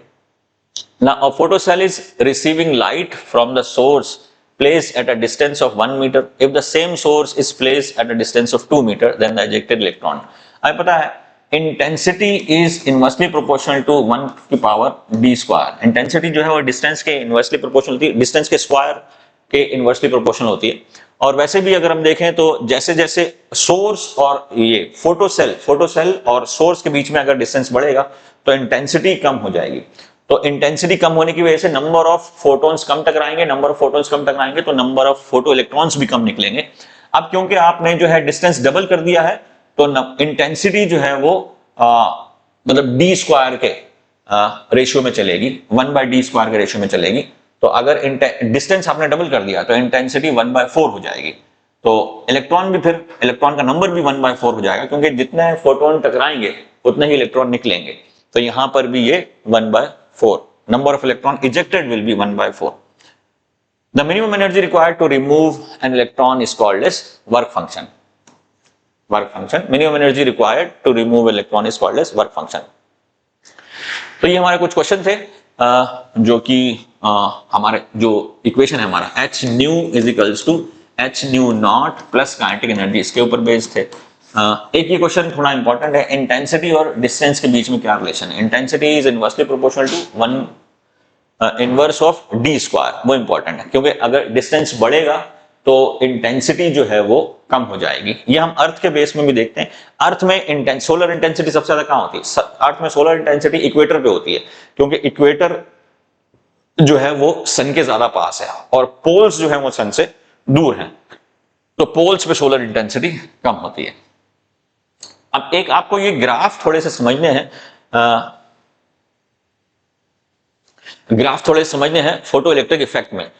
ग्राफ में कैसे क्या है द इंटेंसिटी, अब एक तो आपको ये काइनेटिक एनर्जी और फ्रीक्वेंसी में ग्राफ समझना। अब आपको पता है न्यू फॉर नी, वी फॉर वी है, वी फॉर वी मतलब फ्रीक्वेंसी जो है वो वेलोसिटी को इफेक्ट करता है, लेकिन कम से कम फ्रीक्वेंसी के बाद वेलोसिटी आएगा। मतलब वो हमने देखा साइमुलेशन से कि इलेक्ट्रॉन जो है वो कुछ पर्टिकुलर फ्रीक्वेंसी के बाद ही निकलना, वो फ्रीक्वेंसी जिसके पास इलेक्ट्रॉन इजेक्ट हो जाए उसके बाद ही काइनेटिक एनर्जी आएगा। सबसे पहले तो इलेक्ट्रॉन को इजेक्ट करना है, तो हमारे पास कम से कम फ्रीक्वेंसी वो होनी चाहिए जिसपे इलेक्ट्रॉन इजेक्ट हो जाए, that is called as threshold frequency. तो यहां तक तो ये जीरो फ्रीक्वेंसी है, तो जीरो फ्रीक्वेंसी पे तो काइनेटिक एनर्जी जीरो होगी और करंट भी जीरो होगा। लेकिन फ्रीक्वेंसी जैसे हम बढ़ाएंगे तो एकदम से काइनेटिक एनर्जी नहीं बढ़ेगी। यहां तक तो, यहां से यहां तक तो काइनेटिक एनर्जी जीरो है, लेकिन इसके बाद इलेक्ट्रॉन जो है वो निकलना चालू होगा और इसके बाद जो है इलेक्ट्रॉन फिर एक्साइटेड स्टेट में आएगा, मतलब इलेक्ट्रॉन जो है काइनेटिक एनर्जी पकड़ेगा। तो मिनिमम अमाउंट ऑफ एनर्जी, मतलब जो आपका काइनेटिक एनर्जी होगा वो थ्रेशोल्ड फ्रीक्वेंसी या फ्रीक्वेंसी को कट करता हुआ चलेगा। ये आप ध्यान रखना, ये इंपॉर्टेंट कर्व है, मतलब यहां से ये निकलेगा, अब फ्रीक्वेंसी वाली लाइन को कट करेगा। मैं इसको अगर ग्राफ को ऐसे बनाऊं, ये न्यू नॉट बना दूं और ये काइनेटिक एनर्जी, इस ग्राफ को घुमा दिया तो फिर कैसा होगा? तो फिर ये ऐसा होगा, तो न्यू नॉट पे कट करेगा, फ्रीक्वेंसी पे कट करेगा, फ्रीक्वेंसी वाली लाइन पे कट करेगा। ये न्यू नॉट हो गई और ये फ्रीक्वेंसी की लाइन है। तो मतलब काइनेटिक एनर्जी और फ्रीक्वेंसी में ग्राफ जो है वो फ्रीक्वेंसी पे कट करता हुआ चलेगा, ये ध्यान रखना आप। ये frequency that is threshold frequency. तो काइनेटिक एनर्जी और थ्रेशोल्ड फ्रीक्वेंसी में ऐसा, वो ग्राफ को घुमा भी सकते हैं, ग्राफ को थोड़ा सा घुमा सकते हैं, मतलब ये है कि एक्स एक्सिस को वाई एक्सिस से और वाई एक्सिस को एक्स एक्सिस से इंटरचेंज भी कर सकते हैं। तो अगर आपने ऐसा कर दिया कि वाई एक्सिस को फ्रीक्वेंसी का ग्राफ माना तो ये फ्रीक्वेंसी से कट करता हुआ चलेगा, मतलब कुछ फ्रीक्वेंसी के बाद आपको फ्रीक्वेंसी को कट करना है। काइनेटिक एनर्जी जो है वो कुछ फ्रीक्वेंसी के बाद आएगी, काइनेटिक एनर्जी जीरो फ्रीक्वेंसी से चालू नहीं होगी। Kinetic energy directly proportional to frequency तो है, लेकिन वो थ्रेशोल्ड फ्रीक्वेंसी के बाद फिर डायरेक्टली प्रोपोर्शनल होता है। थ्रेशोल्ड फ्रीक्वेंसी तक तो काइनेटिक एनर्जी जीरो रहेगी। एक ये है हमारा लाइट इंटेंसिटी और इलेक्ट्रॉन का काइनेटिक एनर्जी। अब हमें पता है कि इलेक्ट्रॉन की काइनेटिक एनर्जी जो है इंटेंसिटी पे डिपेंड नहीं करती है, इंटेंसिटी पे करंट डिपेंड करता है, तो काइनेटिक एनर्जी इज इंडिपेंडेंट। अब ये है कि काइनेटिक एनर्जी जैसे यहां पर है, काइनेटिक एनर्जी ये यहां पर दे दिया काइनेटिक एनर्जी। अब लाइट की इंटेंसिटी अगर हम बढ़ाएं तो काइनेटिक एनर्जी में कोई भी फर्क नहीं पड़ रहा, तो ये पैरेलल होगी लाइट इंटेंसिटी के, लाइट इंटेंस। और ये काइनेटिक एनर्जी जो है, काइनेटिक एनर्जी जो है वो डिपेंड नहीं कर रही है इंटेंसिटी पे, तो इंटेंसिटी के पैरेलल चलेगी। अब यहां पर है, ये हमने माना थ्रेशोल्ड जो फ्रीक्वेंसी वो थ्रेशोल्ड फ्रीक्वेंसी से ज्यादा प्रोवाइडेड है, ठीक है। तो electron kinetic energy is independent of light intensity above threshold frequency and zero below. अब ये नंबर ऑफ इलेक्ट्रॉन एमिटेड, ये भी इंपॉर्टेंट है। इलेक्ट्रॉन करंट और लाइट फ्रीक्वेंसी। करंट देखिए, करंट जो है वो थ्रेशोल्ड फ्रीक्वेंसी तक तो जीरो है, उसके बाद जो है करंट एकदम से आता है और फ्रीक्वेंसी के फिर बढ़ाने से करंट नहीं बढ़ता है। फ्रीक्वेंसी थ्रेशोल्ड फ्रीक्वेंसी पे करंट आ गया, फ्रीक्वेंसी को बढ़ाया तो करंट नहीं बढ़ रहा है। ये इंपॉर्टेंट कर्व है, इंपॉर्टेंट ग्राफ, ये आप देख लीजिए। करंट और लाइट फ्रीक्वेंसी के बीच में ये आपका ग्राफ ऐसे सीधा आएगा, मतलब थ्रेशोल्ड फ्रीक्वेंसी तक तो नो करंट। अगर फ्रीक्वेंसी थ्रेशोल्ड फ्रीक्वेंसी के कम है तो कोई भी करंट नहीं होगा, लेकिन थ्रेशोल्ड फ्रीक्वेंसी पे इलेक्ट्रॉन निकलना चालू होगा तो एकदम से करंट आएगा, एकदम से करंट जो है वो शूट करेगा। और उसके बाद फ्रीक्वेंसी बढ़ा है तो फिर करंट जो है वो नहीं बढ़ेगा, करंट कांस्टेंट हो जाएगा। तो आपको करंट और फ्रीक्वेंसी के बीच में, आई और फ्रीक्वेंसी के बीच में ऐसा ग्राफ मिलेगा। ये जो है यहां से एकदम से यहां से उठेगा, ये थ्रेशोल्ड फ्रीक्वेंसी है, और उसके बाद फ्रीक्वेंसी बढ़ाओगे तो ऐसा हो जाएगा। आपको ऐसा भी दे सकता है, आपको ग्राफ ऐसा भी दे सकता है, ये कोई भी एक पार्ट। इस ग्राफ में 3 पार्ट है, यहां से लेके यहां तक, ये 0 पार्ट है, 1 पार्ट, सेकेंड पार्ट और थर्ड पार्ट। तो कोई सा भी पार्ट आपको दे सकता है, ये ध्यान रखना आप, आई और न्यू के बीच में ये भी पार्ट दे सकता है, नहीं तो आपको ऐसा भी दे सकता है, सिर्फ ये पार्ट दे, नहीं तो आपको ऐसा भी दे सकता है यहां तक। तो ये इंपॉर्टेंट ग्राफ। अब इलेक्ट्रॉन करंट और लाइट इंटेंसिटी, करंट और लाइट इंटेंसिटी के बीच में डायरेक्ट रिलेशन है कि अगर करंट आई, ये करंट और ये इंटेंसिटी, अगर इंटेंसिटी बढ़ेगा तो करंट बढ़ेगा, वो हमने देख लिया। अब इस ग्राफ को कैसा भी आप पलट दो वो ऐसे ही चलेगा, ठीक है, नो प्रॉब्लम इसमें। ये क्वेश्चन है ग्राफ के ऊपर, क्वेश्चन है which of the following graph represent the variation of maximum kinetic energy of photoelectron emitted from the photoelectron with frequency। मतलब ये बता रहा है कि कौन सा ग्राफ जो है वो काइनेटिक एनर्जी और फ्रीक्वेंसी के बीच में करेक्ट रिप्रेजेंटेशन है। अब यहाँ पे काइनेटिक एनर्जी जो है फ्रीक्वेंसी, मतलब जीरो फ्रीक्वेंसी से ही उसने काइनेटिक एनर्जी बढ़ाना चालू कर दी, ऐसा नहीं होता। कुछ फ्रीक्वेंसी के बाद काइनेटिक एनर्जी बढ़ेगी। इसके केस में हाँ, कुछ फ्रीक्वेंसी के बाद काइनेटिक एनर्जी बढ़ रही है, ये सही हो जाएगा। इसके केस में क्या है कि जीरो फ्रीक्वेंसी पे ही काइनेटिक एनर्जी दी हुई है, फ्रीक्वेंसी जीरो है लेकिन यहाँ पे काइनेटिक एनर्जी दी हुई है, लेकिन ऐसा नहीं होता, जीरो फ्रीक्वेंसी पे काइनेटिक एनर्जी भी जीरो होगी। और ये अगेन फिर जीरो फ्रीक्वेंसी से डायरेक्टली प्रोपोर्शनल कर दिया, मतलब जीरो फ्रीक्वेंसी पे काइनेटिक एनर्जी जीरो, फिर फ्रीक्वेंसी बढ़ाई तो लीनियरली बढ़ रहा है, तो ऐसा भी नहीं होता। ये है graph main. Now question second, the graph between maximum kinetic energy and the intensity. अब इंटेंसिटी और काइनेटिक एनर्जी में कोई भी रिलेशन नहीं होता है, मतलब maximum kinetic energy and intensity of light, intensity of light और काइनेटिक एनर्जी में हमारा ये पैरेलल चलता है। काइनेटिक एनर्जी जो है वो फ्रीक्वेंसी पे डिपेंड करता है, इंटेंसिटी पे डिपेंड नहीं करता, तो इसके अंदर डी ऑप्शन हमारा सही हो जाएगा। ऊपर वाले में बी ऑप्शन सही था, ठीक है। अब लाइन एक्स, अब ये दो हैं, क्वेश्चन है ये हमारा, line x on the graph below shows how the maximum kinetic energy of emitted photoelectron varies with the frequency of incident radiation for a particular metal। अब ये 4 ग्राफ दिए हुए हैं, ये बोल रहा है कौन से ग्राफ में जो है कौन से graph, which graph shows the result for a metal y that has higher work function than metal x। किसके अंदर y का वर्क फंक्शन मेटल x से ज्यादा है। तो अगर वर्क फंक्शन ज्यादा है तो थ्रेशोल्ड फ्रीक्वेंसी भी ज्यादा होगी। मतलब आप देखो यहाँ पर ये थ्रेशोल्ड फ्रीक्वेंसी, तो इधर x की थ्रेशोल्ड फ्रीक्वेंसी कम है, y की थ्रेशोल्ड फ्रीक्वेंसी ज्यादा है। इधर y की थ्रेशोल्ड फ्रीक्वेंसी कम है, x की थ्रेशोल्ड फ्रीक्वेंसी ज्यादा है। इसके केस में y की थ्रेशोल्ड फ्रीक्वेंसी कम है, x की थ्रेशोल्ड फ्रीक्वेंसी ज्यादा है। इसके भी केस में y की थ्रेशोल्ड फ्रीक्वेंसी कम है, x की थ्रेशोल्ड फ्रीक्वेंसी ज्यादा है। तो ऐसा हमारा एक ही केस है जहां पर x की थ्रेशोल्ड फ्रीक्वेंसी कम है और y की ज्यादा है। मतलब इस केस में y का वर्क फंक्शन ज्यादा है और x का वर्क फंक्शन कम है। तो हमारा आंसर ये हो जाएगा A। Which graph shows the result? Metal Y that has higher work function than X. Then this graph shows metal Y has a higher work function than X, क्योंकि Y की threshold frequency ज्यादा है तो उसका work function भी ज्यादा होगा। तो ये सिंपल से कुछ क्वेश्चंस थे जो हमने करे फोटो इलेक्ट्रिक इफेक्ट पे। फोटो इलेक्ट्रिक इफेक्ट एक इंपॉर्टेंट टॉपिक है नीट के लिए भी, जेई के लिए भी। इसके बाद हम कुछ थोड़े एडवांस क्वेश्चन करेंगे, लेकिन पहले धीरे धीरे स्टेप बाय स्टेप चलेंगे, एनसीईआरटी भी सॉल्व करेंगे। तो नेक्स्ट लेक्चर देखना ना भूलें। Thank you.